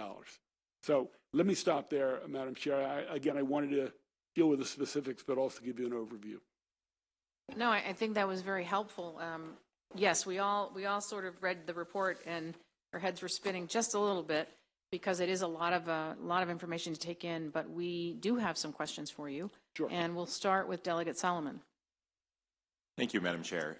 It's good to see you. As one of my colleagues said, we should address you by your best and greatest position, which I'm sure was Senator or Mr. Chairman. So it's good to see you back. I had a couple of questions, and maybe this is for your budget team. I still couldn't quite wrap my head around the overage in the administrative account. Can you explain where that extra money came from? Well, by statute, we're only allowed to get 10% of all the revenue. We can only, by statute, keep 7.5% right to spend ourselves. And if we don't take the rest and disperse it to the other components, then it just builds up for future use.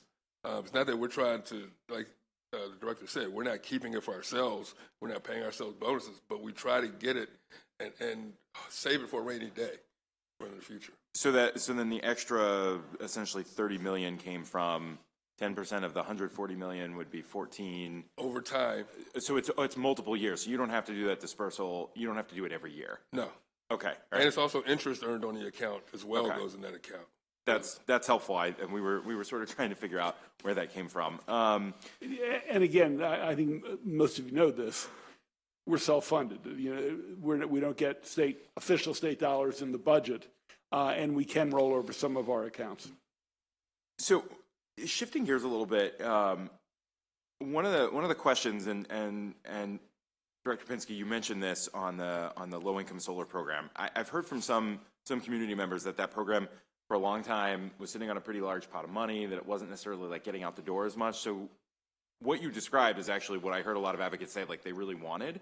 Can you talk about the numbers? Like what are the number of low-income homes that we're actually putting solar on? And I know that's ramping up based on what you wrote here and what you were saying, but can you shed a little bit more light on that? Eric Kaufman is our Director of Programs.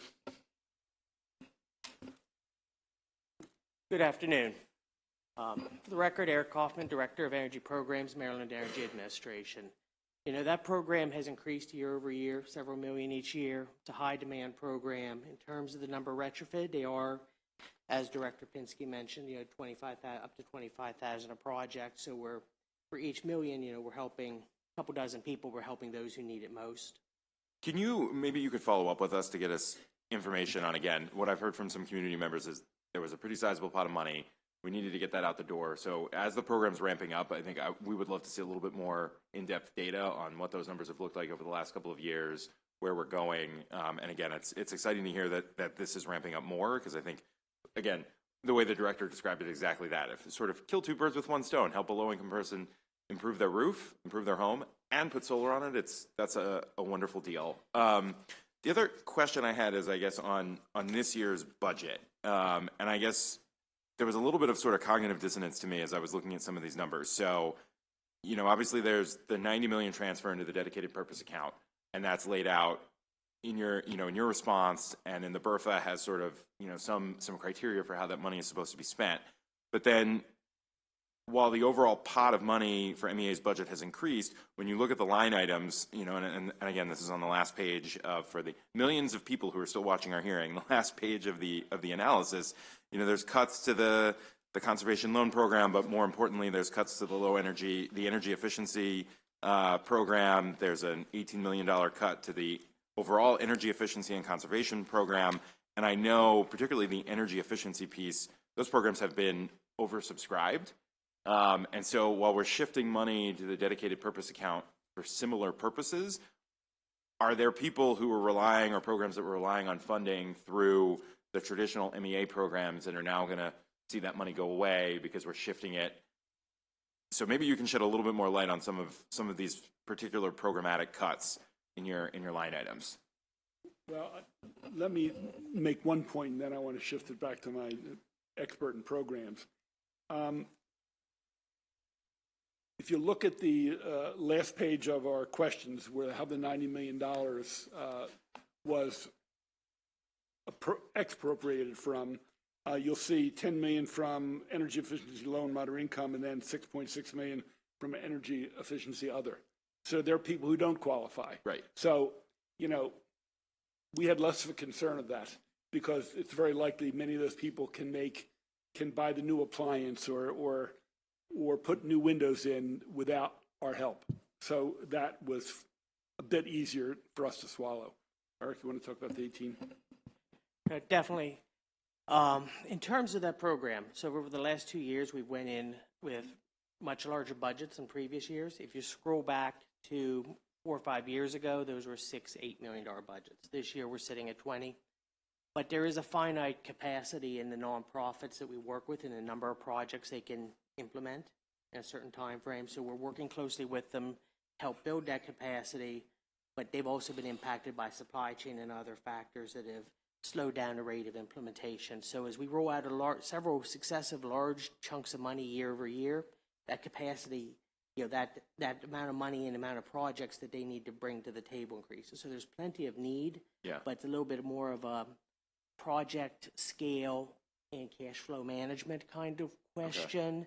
So basically, they've got this 20, so again, looking at the energy efficiency program, the low-income one, they got 20 million last year. You're saying they're still almost spending and rolling out the programs that they had with that 20 million. So in order to keep them going, 11 million is acceptable. And in addition, some of the federal money in the IRA money is earmarked for those very same people. Okay. So we think we're going to be able to take care of it. But back to your earlier question, Delegate, look, we're really proud, and we want to build up being able to put solar and lower people's bills to basically zero in working in poor families, black and brown families particularly. We also have had a program, which predated me, where we give a rebate to anybody who applies for money if they put solar on the roof. It's small, it's $1,000. Now we're talking a solar installation that could be anywhere from $23,000 to $28,000.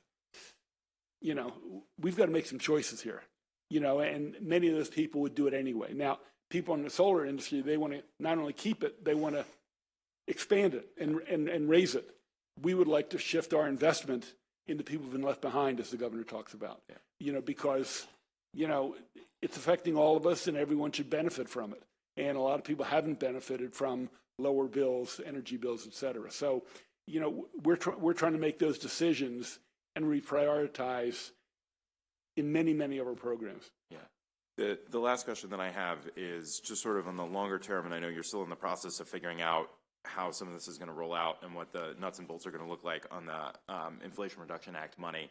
So, there's obviously sort of the two models. You have one model where, you can sort of push everything out and an individual, can run the program, can go through the program, but pick out sort of smaller contractors, or, the model is more, you all sort of pick, maybe it's MES, right? Could be the contractor, they could run everything, and then as a private individual, as a citizen, I just go to MES. I like the bigger scale idea because it's obviously a lot easier for, our brothers and sisters in labor who are, leading edge on this kind of stuff to be able to incorporate apprenticeship programs, to have these be, good union jobs as we're doing all of this work, across the state in buildings of all shapes and sizes. So can you give maybe a little bit more insight on where your heads are right now on those two models as you're thinking about the federal money? In terms of the rollout of the Inflation Reduction Act rebates, as Director Pinsky mentioned, $136 million. And a couple factors come into play. One, as part of our application to DOE, we develop what's called a community benefits plan. And that plan has provisions which tie very closely to our agency priorities to enable a diverse range of both the recipients of the funds, but also the contractors and others who participate in the programs to be able to access. So we see that there will be an extensive amount of outreach to contracting companies of all scale.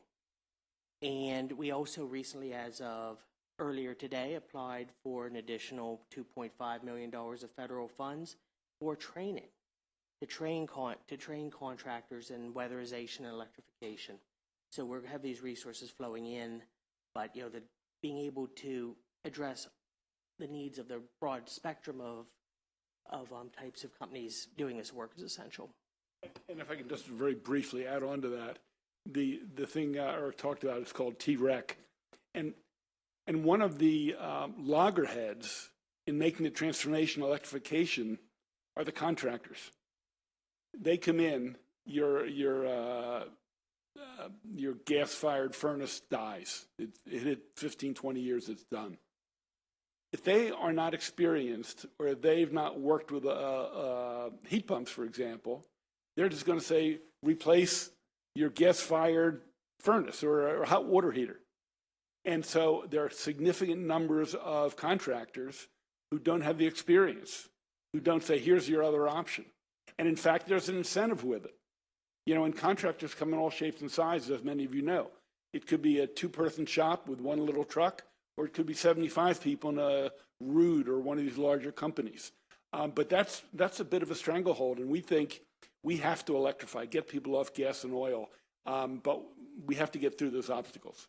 I was going to say, one of the other benefits is, if you're running it through like an MES type entity, the quality of the contractor is going to, because MES is sort of the vetting agent, they're going to be doing it better as opposed to leaving it up to a landlord or, a tenant to sort of, who are they getting?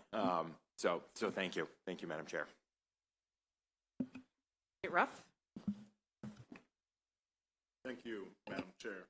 I just wanted to get an understanding of your definition of overburdened or underserved communities for the solar carve-out. Well, I think that's in code, I believe. It's in code, so we follow the code. Now, where can I find that? Climate Solutions Now. Thank you. Right. Now, the latest law, there's either overburdened, underserved, and it's by census tract, essentially. And X percent has to be under 80% of the median income or whatever, but it's in there. Got it. Yeah. Thank you. Delegate Edelson. Thank you, Madam Chair. Thank you, Director. Great to see you. Thank you for your hard work. I wanted to ask you specifically about SRECs. So in the District of Columbia, as I'm sure you know, they recently passed legislation under the RPS to increase their local solar carve-out from around 10% to 15%, and in so doing, improve the SREC market and the value of SRECs locally, which also did one of the things which is a core goal of yours, which is improving solar for low-income communities. I just wanted to get your thoughts on whether similar strategies like that could work in Maryland to improve the proliferation of solar and particularly improve, the options for folks to do it in low-income communities and then get their bill down to, in many cases, actually zero. I'm going to start, and then I'm going to again pass it over to Eric, my director. We just completed a solar task force. You should be getting the report in the next week or 10 days. Okay. And I have to tell you, and I think there's a chart in the budget that shows we're behind the trajectory that we need to be for the 50% RPS. We have to reach 14.5% by 2030. We are like 20% behind where we need to be at this point, and time is running out. So it's a major problem, and the prices are much better in Washington, D.C., for example. Look, there are some recommendations in this soon-to-be illustrated report, and there's clearly been discussions of changing the ACP and the REC price. We were in a little bit of an awkward position to come out with a concrete suggestion. Obviously, it's under your purview, the legislature, and we would love help. I mean, if you understand the challenge we face. But again, that means it falls on somebody when you change that price. Eric, you want to illuminate? I don't have a lot to add, Director, than the renewable energy credits are a significant part of the cash flow for any project. As we look at pipeline of projects in Maryland, the developers of these projects, as well as individuals who are installing in their homes, are going to look at what that potential revenue is to them in terms of reducing the cost and improving the life cycle cost effectiveness of solar. Got it. Yeah, and I think the other point there is about that grant program that helps with the infrastructure costs associated with actually putting the solar on. Ideally, we could tie those two together so that we're really focusing that grant on communities that are overburdened and underserved, and then maximizing the opportunity for those communities to lower their energy bills while also recouping the upfront cost of actually installing the solar. I think that's exactly the mix that the District of Columbia has managed to achieve successfully, and I think we should be trying to do the same in Maryland. I have a question. I noted your comments about the administrative challenges and funding, the people to manage all of the rebate programs and the incentives that are out there. And I noted in the analysis, the legislative analysis, page 36, there is language about the EV charger installation credit or rebate for residential and commercial customers. $700 for residential, $5,000 for commercial customers. I believe that funding might be exhausted. Is that right? For this year, the funding was exhausted in approximately November. Okay. So extremely high demand. Which is good. So is that being replenished? So we have a statutory cap, Madam Chair, of $2.5 million on the funding we can deploy for that activity. And so what happens is those that come in, say today, go on a wait list, and then we attempt to meet that effort in the following year. that request in the following year. I see. So it's $2.5 million over multiple years? No, $2.5 million per year. Per year, okay. We had a constituent write in to us that they attempted to follow the directions on the website to submit for that rebate, and the email address that the website said to email bounced back. So we did call the office, your office, and we were not able to really get a response on what the problem was, but apparently you all send a link to a constituent and then they securely upload their documents. So the email address where you say to send your information so we can send you a link is not working. And I don't know if the link is working, but is this type of problem related to lack or shortage of people administrating it? And I'm aware of the actual specific situation you're referring to, Madam Chair, and that was a short-term technical issue. It has since been resolved. But in terms of the link we send them, that is to ensure that their personally identifiable information is protected. Absolutely, right. And I commend you for that. And in fact, on your website, you say, don't mail us the application. Fill in the link. But you're sure that's been corrected? Yes, and if there's a constituent I need to follow up with directly, I am glad to do so. Perfect. That's good. We want to make it easy for people to access these credits.